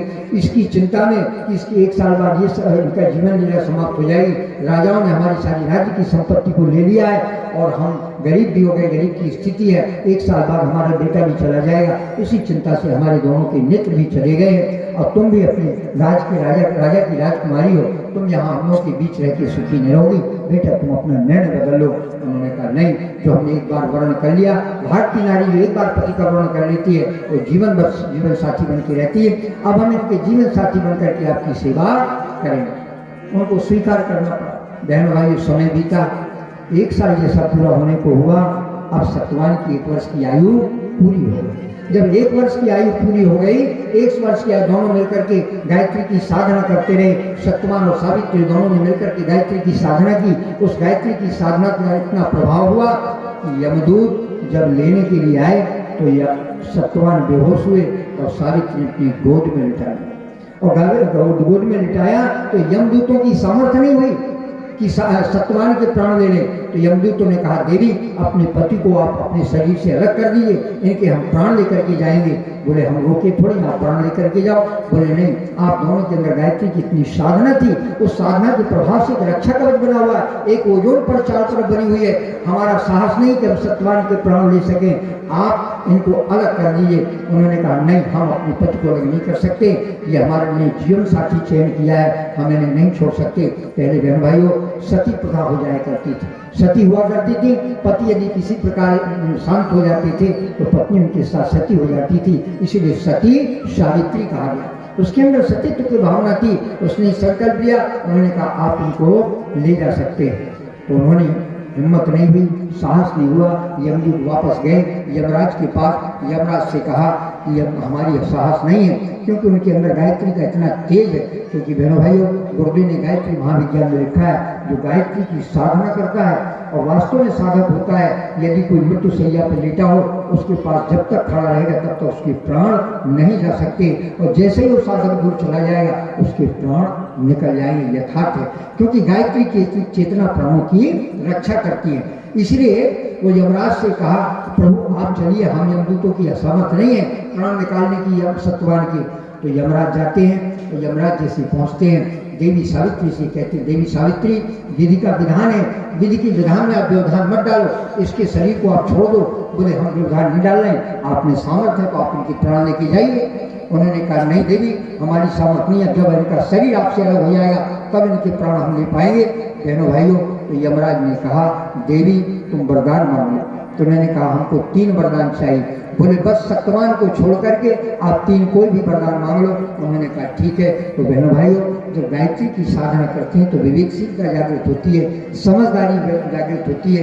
क्योंकि भगवान का आनंद क्या करता है, केवल आदमी की बुद्धि को घुमाता है। जाको प्रभु उदाहरण दे ही ताकि मत पहले हल मत गति आदमी की खराब हो जाती है। इसलिए मत की गति ठीक कब रहती है, जब गायत्री की सर्वोद्धि की प्रार्थना करते हैं। इसलिए गायत्री की साधना के माध्यम से तो उन्होंने कहा ठीक है हमको 3 वरदान दीजिए। तो उन्होंने कहा शीघ्रता करो, समय पूरा हो रहा है, सत्यवान का समय पूरा हो रहा है, आप शीघ्रता करो। तो उन्होंने पहला वरदान मांगा कि हमारे जो सास ससुर हैं उनकी राज संपत्ति जो राजाओं ने छीन ली है वो वापस मिल जाए। उन्होंने कहा एवं।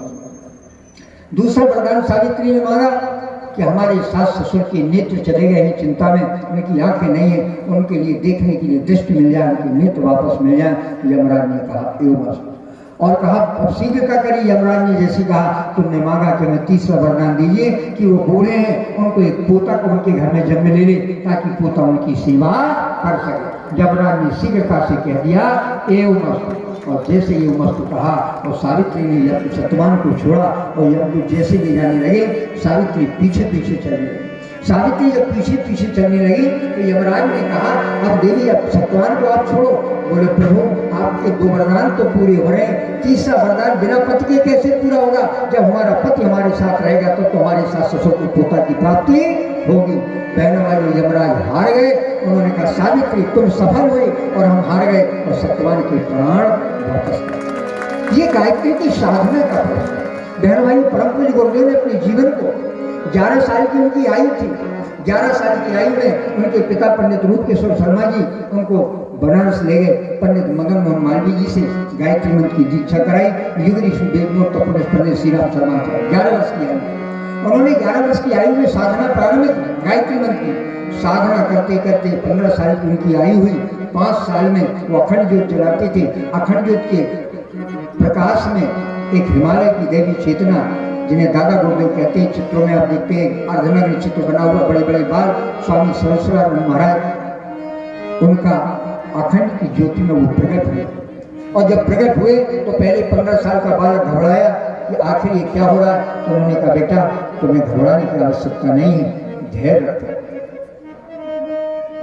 सामने आए, उन्होंने कहा बेटा हम तुम्हारे 4 जन्मों की गुरु, तुम्हारी गायत्री की साधना 5 साल में इतनी परिपक्व हो गई कि तुम्हारे अंदर वो पात्रता विकसित हो गई, हमें यहाँ तुम्हारे पास आना पड़ा। तुमसे भगवान को बहुत बड़ा काम लेना है, बहुत बड़ा काम लेना है। उन्होंने कहा क्या? बोले पहले तो बताएंगे तुम 4 जन्मों के तुम्हारे गुरु हैं। पहला जन्म था उनका कबीरदास का, दूसरा समर्थ गुरु रामदास का, तीसरा रामकृष्ण परमहंस का, और चौथे जन्म में पंडित श्री राम शर्मा आचार्य के रूप में आए, गायत्री की साधना की। और बहनों भाइयों, फिर जब उनको ये विश्वास हुआ तो उन्होंने कहा आदेश करिए हमें क्या करना है। उन्होंने कहा काली गाय, श्यामा गाय को जो खिलाना है, गाय जो गोबर करेगी उससे जो निकलेगा उस जौ की रोटी बना करके उसी गाय के मट्ठे से तुम्हें बिना नमक बिना शक्कर के खाना।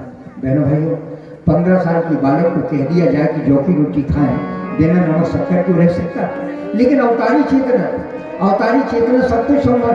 महाराजा दशरथ से विश्वामित्र जी भगवान राम लक्ष्मण को मांगने के लिए गए थे। महाराजा दशरथ ने कहा था हमारी पूरी सेना ले लीजिए, हम भी आपके साथ चलने को तैयार है, लेकिन चौथे पर में हमें बालकों का जन्म मिला है, हमारी प्यारी प्यारी से बालकों की क्या करेंगे राक्षसों से। लेकिन नहीं, विश्वामित्र जी जानते थे कि भगवान ये राम है, ये लक्ष्मण है, इतनी सामर्थ्य है कि सारे राक्षसों का संहार करेंगे। तभी उन्होंने कहा था निश्चयहीन करो में भुज उठाए प्रति और सकल मुनि के आश्रम में जाए सुख दी। भगवान राम ने संकल्प लिया।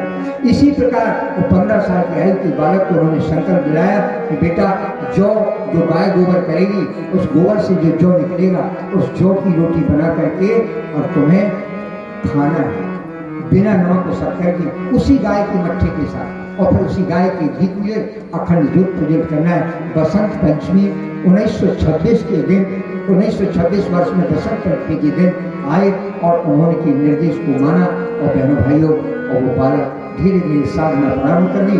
उन्हें कहा तुम्हें 24 लाख के 24 गायत्री महापुरुष संपन्न करना है। और परम पूज्य गुरुदेव ने 24 गायत्री के 24 लाख के 24 वर्षों में 24 महापुरुष गायत्री जौ की रोटी खा के मट्ठा में बिना नमक शक्कर, उन्होंने नमक शक्कर का स्वाद नहीं। उनकी माता दानपुरी थी, उन्होंने कहा मेरा बेटा नमक और शक्कर नहीं खा रहा तो तीज त्योहार कोई मिठाई पकवान नहीं बनते थे। एक ही बालक था, उन्हें माता दानपुरी को लाडले सा बालक ने संकल्प ले लिया है। अब उस संकल्प के साथ जब मट्ठा नमक तो वो भी माता जी ने भी नमक और मीठा त्याग दिया था। वो भी अपनी बेटी के साथ साधना करती थी। जब बहुत जबरदस्ती उन्होंने की तो माता कहा नहीं माता तुम नमक खाती रहो, मीठा भले छोड़ गई, या मीठा खाती रहो नमक। तो उन्होंने नमक छोड़ा, मीठा माता जी मीठा खाती थी, नमक नहीं खाती थी माता दानपुरी। और इस तरह उन्होंने तप साधना करने के बाद बहनों भाइयों, उस तप साधना के बल में देश को स्वतंत्र कराने के लिए आसनसोल जेल में भी गए।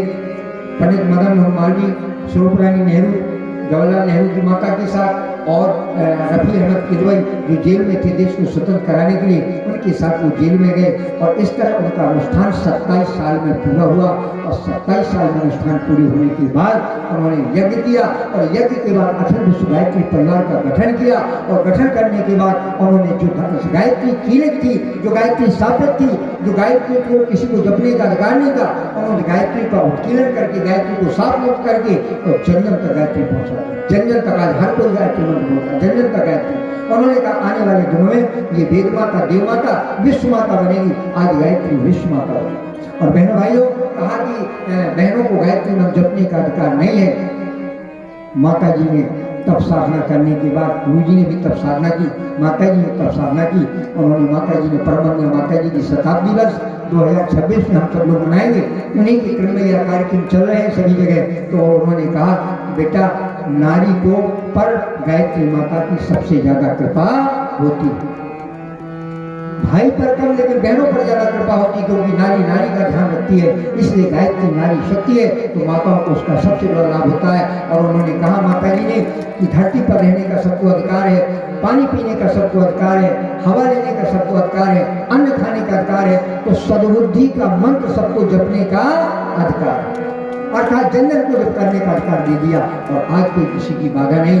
एक बार विदिशा यही नजदीक है, विदिशा आपके मध्य प्रदेश विदिशा में एक शंकराचार्य जी आए थे और इसी तरह सायंकाल सभा हो रही थी। सायंकाल की सभा में उस सभा में शंकराचार्य जी ने कहा कि बहनों को गायत्री का मंत्र जप नहीं करना चाहिए। आज भी कुछ पंडित पुजारी कहते हैं भागवत कथाओं के माध्यम से, अब तो उनकी भी बुद्धि ठीक हो रही, वो भी बोलने लगे हाँ भाई गायत्री मंत्र सबको जपना चाहिए। कहते हैं बहनों को नहीं जपना चाहिए। सुनते होंगे शायद टीवी वीडियो आता होगा आप लोगों के पास गायत्री मंत्र, तो उन्होंने कहा कि गायत्री मंत्र बहनों को नहीं जपना चाहिए। उसमें 2-4 गायत्री परिवार की बहनें बैठी थी। उन्होंने कहा हम जरूर जगत गुरु जी से प्रश्न करेंगे। और जैसी सभा समाप्त हुई, जहाँ वो रुके थे वहाँ पहुँचे और पहुँचने के बाद उनसे प्रार्थना की, बोले महाराज हम आपसे कुछ प्रश्न करना चाहते हैं, उसका आपसे समाधान चाहिए। बोले क्या, बोलिए। उन्होंने कहा ये बताइए आपका जन्म पिता के पेट से हुआ कि माँ के पेट से?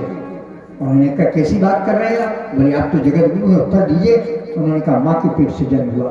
तो बोले आप ये बताइए जिस माँ ने आपको जन्म दिया, जिस माँ ने जन्म दिया है उस माँ को गायत्री जपने का अधिकार नहीं है, और आपने माँ के पेट से जन्म लिया, आपको गायत्री मंत्र जपने का अधिकार है। जगत गुरु शंकराचार्य कुछ नहीं बोले। अगले दिनों ने घोषणा कर दी सभी को गायत्री मंत्र, बहनों को भाइयों को सबको गायत्री मंत्र जपने का अधिकार। बहन भाइयों, आज गायत्री इस धरती को स्वर्ग बनाना चाहिए, इंसान को देवता बनाना चाहती है। इसलिए परम पूज्य गुरुदेव ने अखिल विश्व गायत्री परिवार के माध्यम से जन जन का गायत्री का पहुंचाने का प्रयास किया। और एक प्रत्यक्ष घटना आज के समय की बताएं कि राजस्थान के एक श्री रामचंद्र जांगड़ जी, वो सांसद है वर्तमान में, उन्होंने लोकसभा में बात रखी थी कि जब कोरोना काल आया और कोरोना काल में कर्फ्यू सा लग गया था, 14 दिन का लॉकडाउन लग गया, सभी का निकलना बंद हो गया, ट्रेनें बंद हो गई, हवाई जहाज बंद हो गए, रिश्तेदारी में आना जाना बंद हो गया, विवाह शादियाँ बंद हो गई, एकदम सब कर्फ्यू लग गए, सब घर के अंदर बंद कर गए। तो उन्होंने कहा मैं गायत्री परिवार से जुड़ा, संसद में बोल रहे, बोले मैं गायत्री परिवार से जुड़ा क्योंकि राजनीति में जुड़े होने के कारण हमारे यहाँ लोगों का आना जाना था। तो हमारी धर्मपत्नी अपने हाथ से भोजन बना करके, जैसे परमवंदनीय माता जी मथुरा में कोई आता जाता तो अपने हाथ से भोजन कराती थी और लोगों को भोजन कराती थी। अनेक भाई बहन पुराने जिन्होंने माता जी के हाथ की रोटी खाई है वो सौभाग्यशाली हैं। तो इस तरह माता जी प्रेम स्नेह के साथ उन्होंने अखिल विश्व गायत्री परिवार खड़ा किया। तो उन्होंने कहा श्री रामचंद्र जी जांगड़ जी सांसद महोदय ने कि मेरी पत्नी कुछ लोग आते थे तो उनको अपने हाथ से भोजन बनाती थी, लेकिन धुआं के कारण उनकी दोनों आंखों की ज्योति चली गई। मैंने बहुत डॉक्टरों को दिखाया, बोले मैंने बहुत प्रत्यक्ष घटना है, हमारे पास वो वीडियो भी, जिसको विश्वास ना हो तो वीडियो देख लें। उनके वक्तव्य भी राजस्थान के हैं, वो ज़्यादा दूर की नहीं। तो उन्होंने कहा कि आंखें नेत्र चली गई, मैं बहुत परेशान हुआ। अंत में जब लॉकडाउन लग गया, 14 दिन का अवकाश हो गया, तो हमने सोचा क्या है, तो बोले हम सांझ को जाते थे, वहाँ से हवन सामग्री लाते, गायत्री परिवार से जुड़े गायत्री की साधना भी करते थे, हवन भी किया करते। अब हमने पत्नी अकेले थे, दोनों ने सोचा एक काम किया जाए कि हम लोग 14 दिन गायत्री में तो महामंत्र मन से आहुतियाँ करेंगे, यज्ञ करेंगे। मन में हम लोगों ने ठान लिया। तो हमने बस हवन सामग्री हमारे पास थी, लकड़ियों की व्यवस्था कर ली। अब 14 दिन कटेंगे तो हम लोगों ने रोज नियम बना लिया कि हम रोज यज्ञ करते, रोज यज्ञ करते। उन्होंने कहा मैं विश्वास दिलाता हूँ, उनके शब्द हैं कि 14वें दिन, पता नहीं जिन डॉक्टरों ने मना कर दिया था, 14वें दिन हमारी पत्नी की, बोले दोनों की आंखों की ज्योति वापस आ गई। ये गायत्री यज्ञ का प्रभाव का बहनों भाई प्रत्यक्ष घटना। अगला आपने फिल्मी अभिनेता गोविंदा का नाम सुना होगा, बहुत भाई बहनों ने सुना होगा। रजत शर्मा की हरकत आती है, बहुत से भाई बहनों ने देखी होगी। आए दिन रजत शर्मा कहीं प्रधानमंत्री, कहीं मुख्यमंत्री, कहीं किसी गायक, कहीं किसी कलाकार, कहीं किसी राजनेता, किसी न किसी को अपनी अदालत में बुलाते हैं और उनके जीवन दर्शन पर बोलने के बाद उनका वक्तव्य लेते हैं तो सबको सुनाते हैं। इसी तरह गोविंदा को अपने अदालत में बुलाया, यानी रजत शर्मा ने अपनी अदालत में बुलाया और रजत शर्मा ने उनसे प्रश्न किया। उन्होंने कहा आप 21 वर्ष की आयु के बाद आप अचानक फिल्मों में कूद करके फिल्मों के हीरो कैसे हो गए? तो मुस्कुराए और उन्होंने उत्तर दिया, बोले इसमें मेरी 2 माता का योगदान है। बोले कौन कौन? बोले एक मेरी जन्म देने वाली माता और दूसरी मेरी गायत्री माता। ये प्रत्यक्ष बात है। उन्होंने कहा वो कैसे? पूछा। उन्होंने कहा जब मैं छोटा था तो लोग हंसी हंसी में दौड़ता खेलता लोग कहा करते देखो हीरो जा रहा है, हीरो जा रहा है, हीरो जा रहा है। तो मेरे अंदर भाव पैदा हो तो मुझे हीरो कहते देखो वो हीरो जा रहा है, तो मैंने संकल्प ठान लिया कि मैं हीरो ही बनूंगा। लेकिन मैंने बहुत प्रयास किया, हीरो न बन पाया, मुझे कोई रास्ता नहीं मिला। मैंने अपनी माता से प्रश्न किया कि माँ मैं हीरो बनना चाहे तो मेरे मन में बड़ी जिज्ञासा है, आखिर मैं क्या करूं? तो उसने कहा बेटा यदि तुझे हीरो बनना है तो एक काम करना पड़ेगा। बोले क्या? बोले 1 साल तक एक गायत्री महापुरुषों का अनुष्ठान पूरा करना पड़ेगा। यानी 1 साल का गायत्री का अनुष्ठान परम पूज्य गुरुदेव ने 24 लाख के 24 महापुरुषों संपन्न किए। उन्होंने कहा माता ने गायत्री परिवार से जुड़ी थी, उन्होंने कहा बेटा तुझे 1 साल का एक गायत्री महापुरुषों पूरा करना पड़ेगा, इसके बाद यज्ञ के रूप में उसकी पूर्णाहुति करोगे तुम्हारी मनोकामना जरूर पूरी होगी, क्योंकि गायत्री कामधेनु है, जो मांगते हैं वो मिल जाता है। तो बोले मेरी माता ने कहा, मैंने शुरू कर दिया और शुरू करने के बाद जैसे ही वो पूरा हुआ, अनुष्ठान की पूर्णाहुति हुई, अनेकों डायरेक्टर मेरे पास आने लगे और मैंने फिल्मों में हस्ताक्षर किया और मैंने 51 फिल्मों में काम किया है। 21 साल के बाद उन्होंने 51 फिल्मों में काम किया। रजत शर्मा को उन्होंने वक्तव्य दिया, किसका प्रभाव था? गायत्री के साथ। ये प्रत्यक्ष उदाहरण है भाइयों। तो हमने पूर्व से लेकर के अब तक गायत्री का जो भी बना उदाहरण बताए, उनकी महिमा का गुणगान आपको पढ़ना। गायत्री महाविज्ञान है, उसको पढ़िए, उसमें बहुत कुछ लिखा है। दूसरा गायत्री की प्रत्यक्ष चमत्कार पुस्तक है। तीसरी गायत्री की समझ साधना छोटी सी पुस्तक है, यहाँ साहित्य में मिलेगी। इन पुस्तकों को पढ़ेंगे, गायत्री का पूरा क्या किस प्रकार का लाभ मिलता है, उसकी साधना का क्या प्रफुल्ल होता है, और उसको सभी को अधिकार है और बेटे बेटियों को तो बहुत ही अधिकार है। ये कथा थोड़ी देर आप बैठ जाए, बहने आरती होगी, हमें 3 घंटे का समय लेकर हम 2.5 घंटे तक कथा करेंगे। बैठ जाए, आरती होगी 10 मिनट बाद। ये इस कथा के बाद आरती का तुम रखेंगे। एक खुशाल चंद नाम का बालक पंजाब में थे। खुशाल चंद का नाम बालक, उनके माता पिता ने स्कूल में उसको भर्ती कर दिया। तो पढ़ने में बड़ा बुद्धू था, बहुत कमजोर था, पढ़ने में बहुत कमजोर था। जो कोई याद करता उसको याद नहीं होता। जब याद नहीं हो तो परेशान हो। परेशान होने के बाद क्या हुआ, संयोग से विद्यालय में उसको पीटा जाता, घर आता तो घर माता पिता डांटते मारते, परेशान हो गया। अंत में उसको जानवर कह दिया, तुम जानवर ले जाओ, तो घास चराया करो, घास खिलाया करो और तुम वापस आ जाया करो। एक दिन अपने गाय भैंस को लेकर के गया, किसान के खेत में बैठ के रोने लगा तालाब के किनारे। वहाँ किसान के खेत में घुस गई उनकी गाय भैंस, वो फसल खा गई, किसान ने आके पिटाई दी। बड़ा बेचारा दुखी हुआ। दुखी होने के बाद घर आया, घर रोता हुआ आया। पिता ने पूछा क्या बात है? बोले गाय भैंस खेत में चली गई, उन्हें हमको पिटाई लगाई। बोले तू पिटने लायक है, तो पढ़ने में बुद्धू और जानवर भी नहीं कायदे से रख सकता, तो बिल्कुल बेकार है, वहाँ पर तेरा जीवन बेकार है। अब उसको बड़ा कष्ट हुआ, वो मन ही मन सोचने लगा अब तो मेरा मनुष्य का जन्म बेकार हो गया।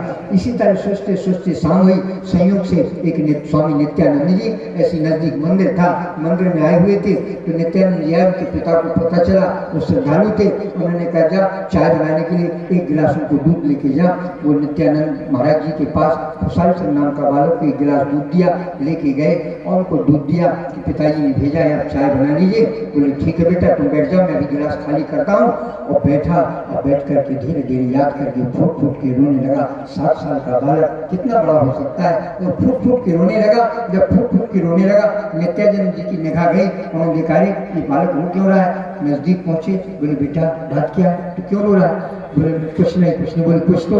बोले मेरे विद्यालय में पिटाई लगती है, घर आता हूँ, घर में माता पिता द्वारा डांटा मारा जाता हूँ। यदि मैं अपने जानवर चराने के लिए घास खिलाने के लिए गया तो वहाँ भी मेरी पिटाई लगी। मेरी तो जीवन बेकार है, अब मैं अपने जीवन को रखना नहीं चाहता, मुझे रास्ता बताइए, मैं अपने जीवन को कैसे ठीक करूँ।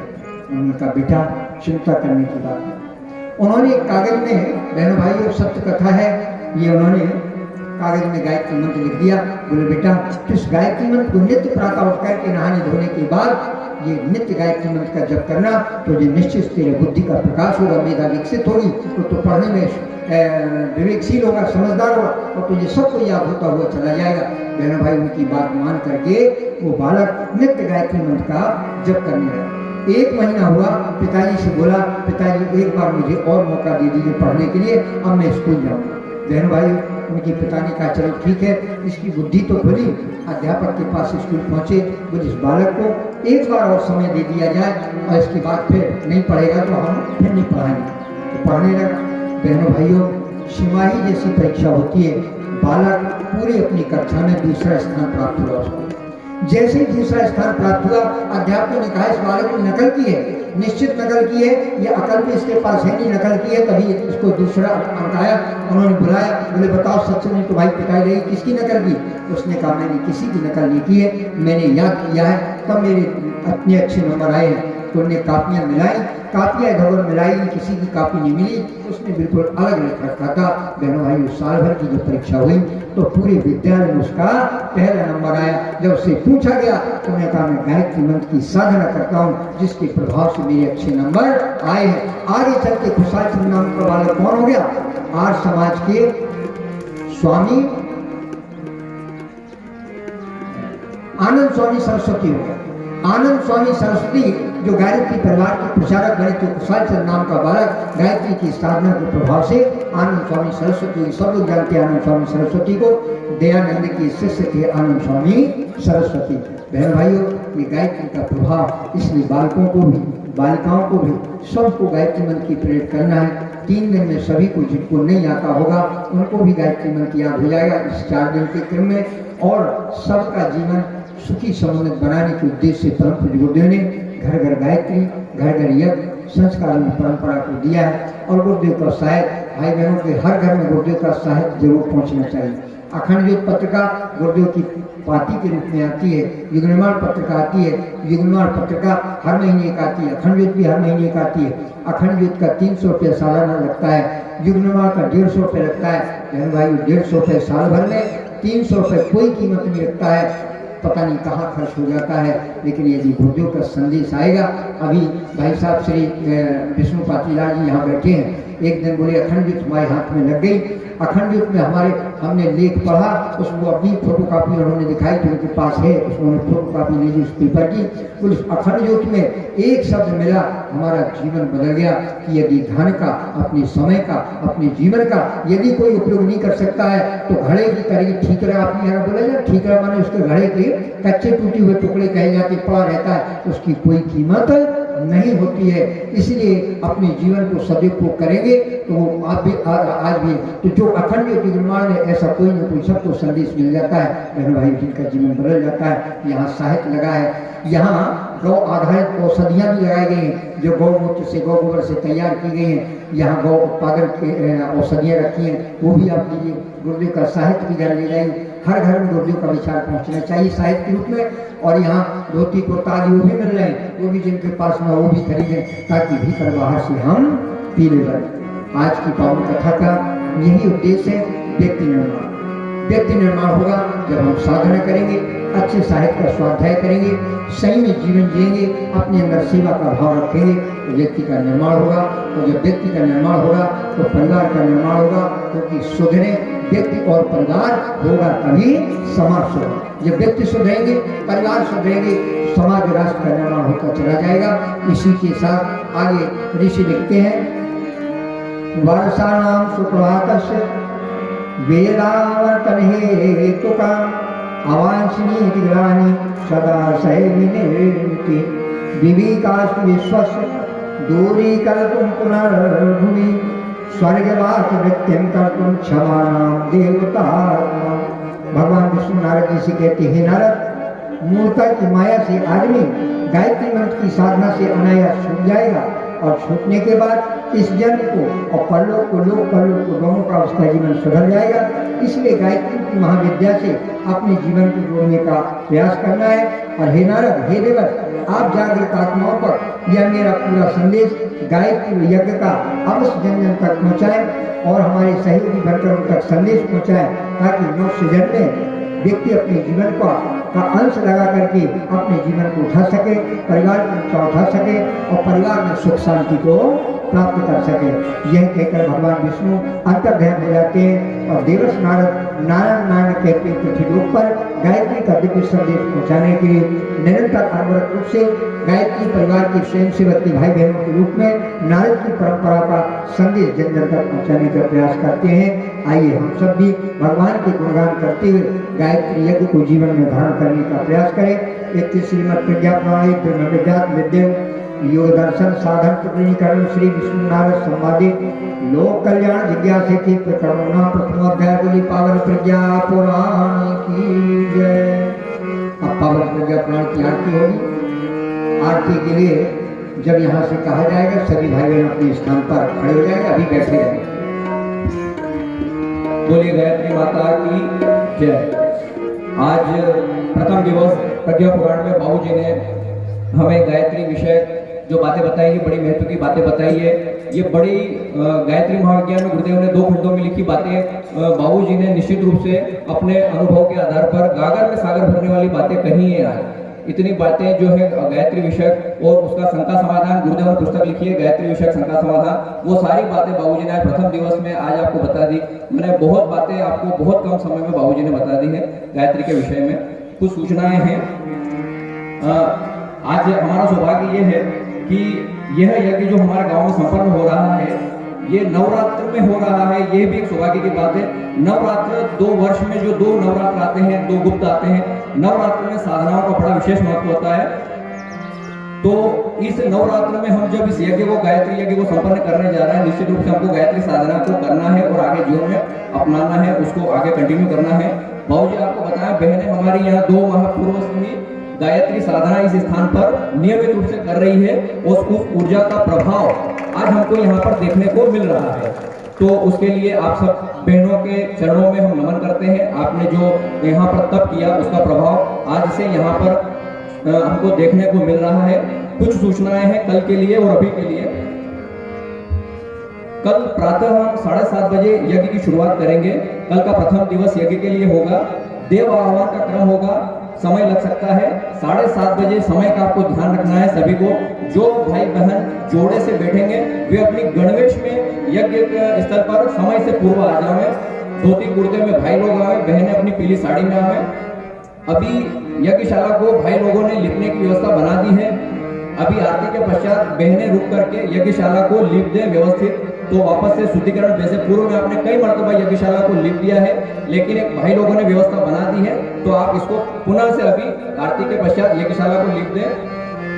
उसके उपरांत में जो बहनें देव कन्याएं हमारी हैं, यज्ञशाला की तैयारी के लिए अभी रात्रि के भोजन के उपरांत 7:30 या 7:45 तक यहाँ वो देव कन्याएं आ जाए। सुबह की हम तैयारियां अभी रात को ही कर लेंगे।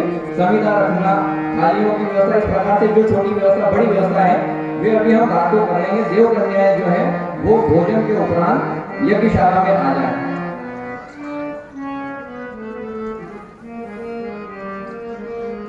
बस इसके अलावा बोलिए प्रज्ञा पुराण की जय। अभी आरण भाषा में कहा कल देव पूजा होगा। हम सब अपने श्रद्धा भजनता का भाव मन से देव शक्तियों का आवाहन करें। तो उसके लिए ध्यान एक रखना है, पहली पारी में जोड़े से बैठे। भगवान राम ने जब अश्वमेध यज्ञ किया और सीता जी को उन्होंने अपने से विदा कर दिया था, तो वशिष्ठ जी ने कहा और आचार्यों ने कहा कि बिना सीता के यज्ञ पूरा नहीं हो सकता, यजमान पत्नी होना ही चाहिए। तब कहा किया क्या जाए, अब सीता को पुनः तो वापस बुलाया नहीं जा सकता है, तो सोने की सीता बनाई गई।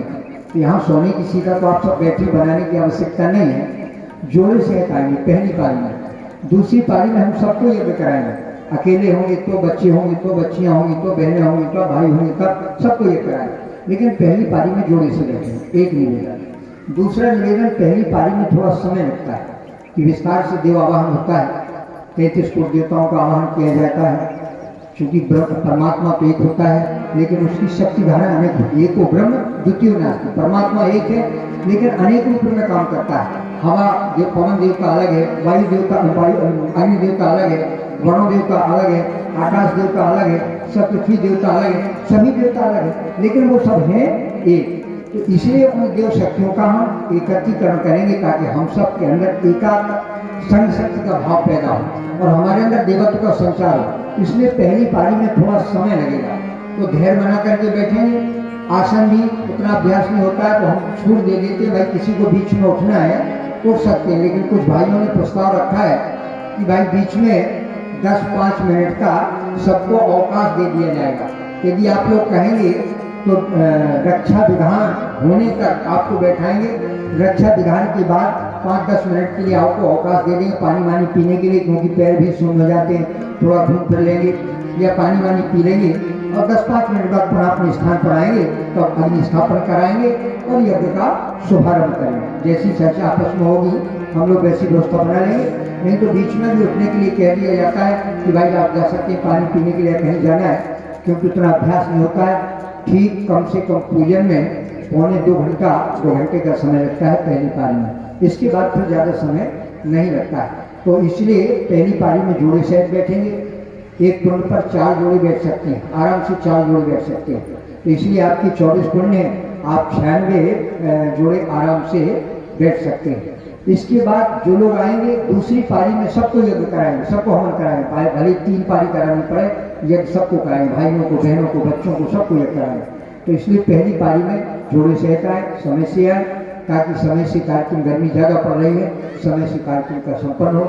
और ये 4 दिन का अवसर है, 4 दिन में अपना अमूल्य समय निकाल करके आए। हम लोग गायत्री तीर्थ संत को हरिद्वार से अपना समय निकाल के देखिए छोटे इस प्रकार की विश्वामित्र के आह्वान पर महाराज दशरथ ने अपने राम लक्ष्मण को भेज दिया था, ऐसे हम लोगों के साथ ये राम लक्ष्मण आपके बीच आए हैं। गुरुदेव का दर्द, गुरुदेव का विचार जन जन तक पहुँचाने के लिए गीत के माध्यम से, वादन के माध्यम से हमारे भाई वो सारथी, अपना परिवार, सबका परिवार भरा पूरा, कोई खाली नहीं। हम लोग बाबा बैरागी नहीं पीले कपड़े पहन के निकल पड़े, सबका परिवार है, आपका भी परिवार, माता पिता है, सब उनका भी बहू बेटा, सब आनंद से, कोई कमी नहीं है।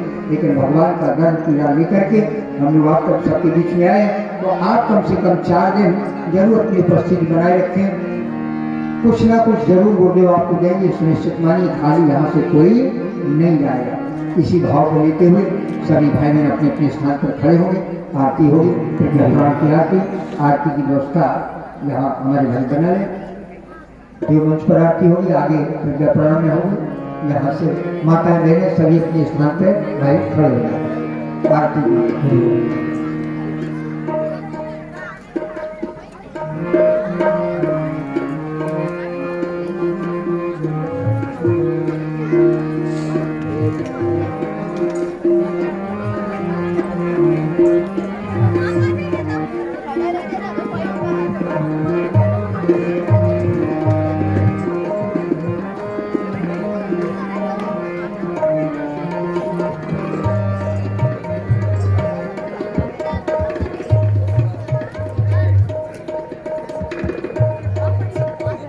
आरती को प्रज्वलित करें।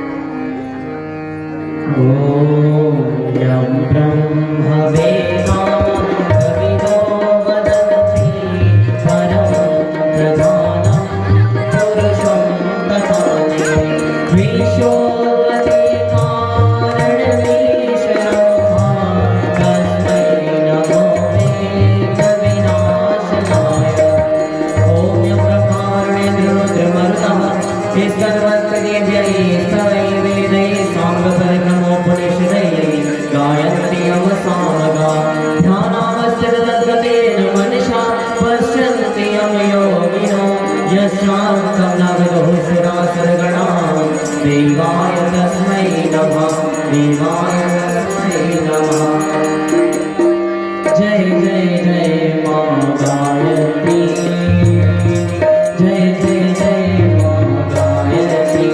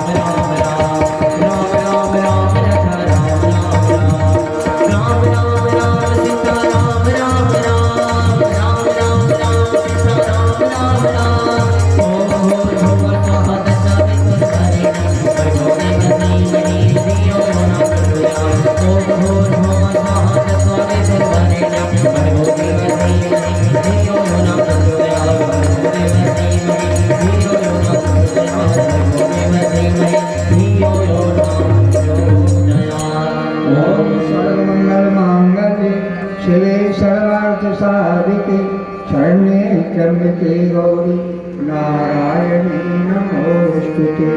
आरती आप लोग पीछे की तरफ घूम गए, ऊपर उठा लें, सब लोग दोनों हाथ ऊपर करें, भावना करें आरती प्राप्त हो, पीछे की तरफ हो जाए, आरती ऊपर करें। आप लोग आरती पीछे दिखा दें, सभी भाई बहन दोनों हाथ ऊपर करें, फिर आप तक आरती आ जाएगी। ओम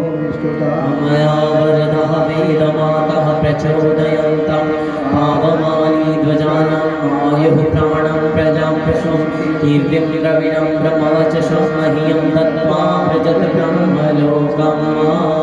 दोनों हाथें मले अपने अपने नेत्रों में लगाएं, गायत्री मंत्र साथ साथ। ओम भूर्भुवः स्वः तत्सवितुर्वरेण्यं भर्गो देवस्य धीमहि धियो यो नः प्रचोदयात्। कुछ बहनें बीच में हो जाए, कुछ किनारे हो जाए, सब तक आरती पहुंचा दें। और कोई सूचना हो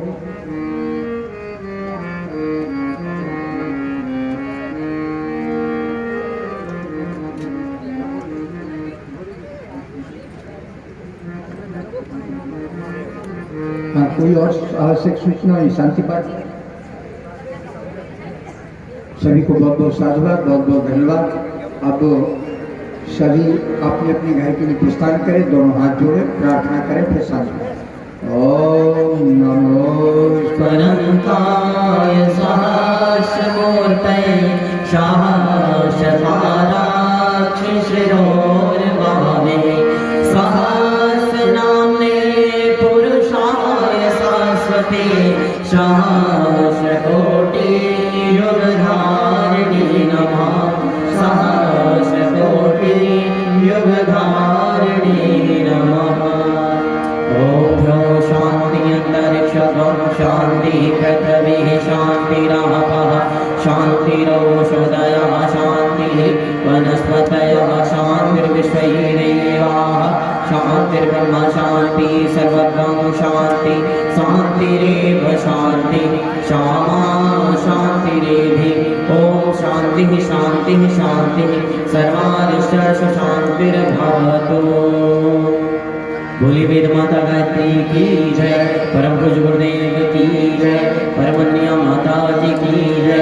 धर्म की अधर्म का प्राणियों में विश्व का बोलेगाधिपति महाकाल की हर हर महादेव। ओम वंदे वेद मातरम वंदे देव मातरम वंदे विश्व मातरम। आप सब तक प्रसाद आ रहा है, सभी भाई बहन प्रसाद ग्रहण करेंगे। और पुनः कल प्रातः काल यज्ञ के लिए सभी भाई बहन सादर आमंत्रित थे, सभी लोग पधारे।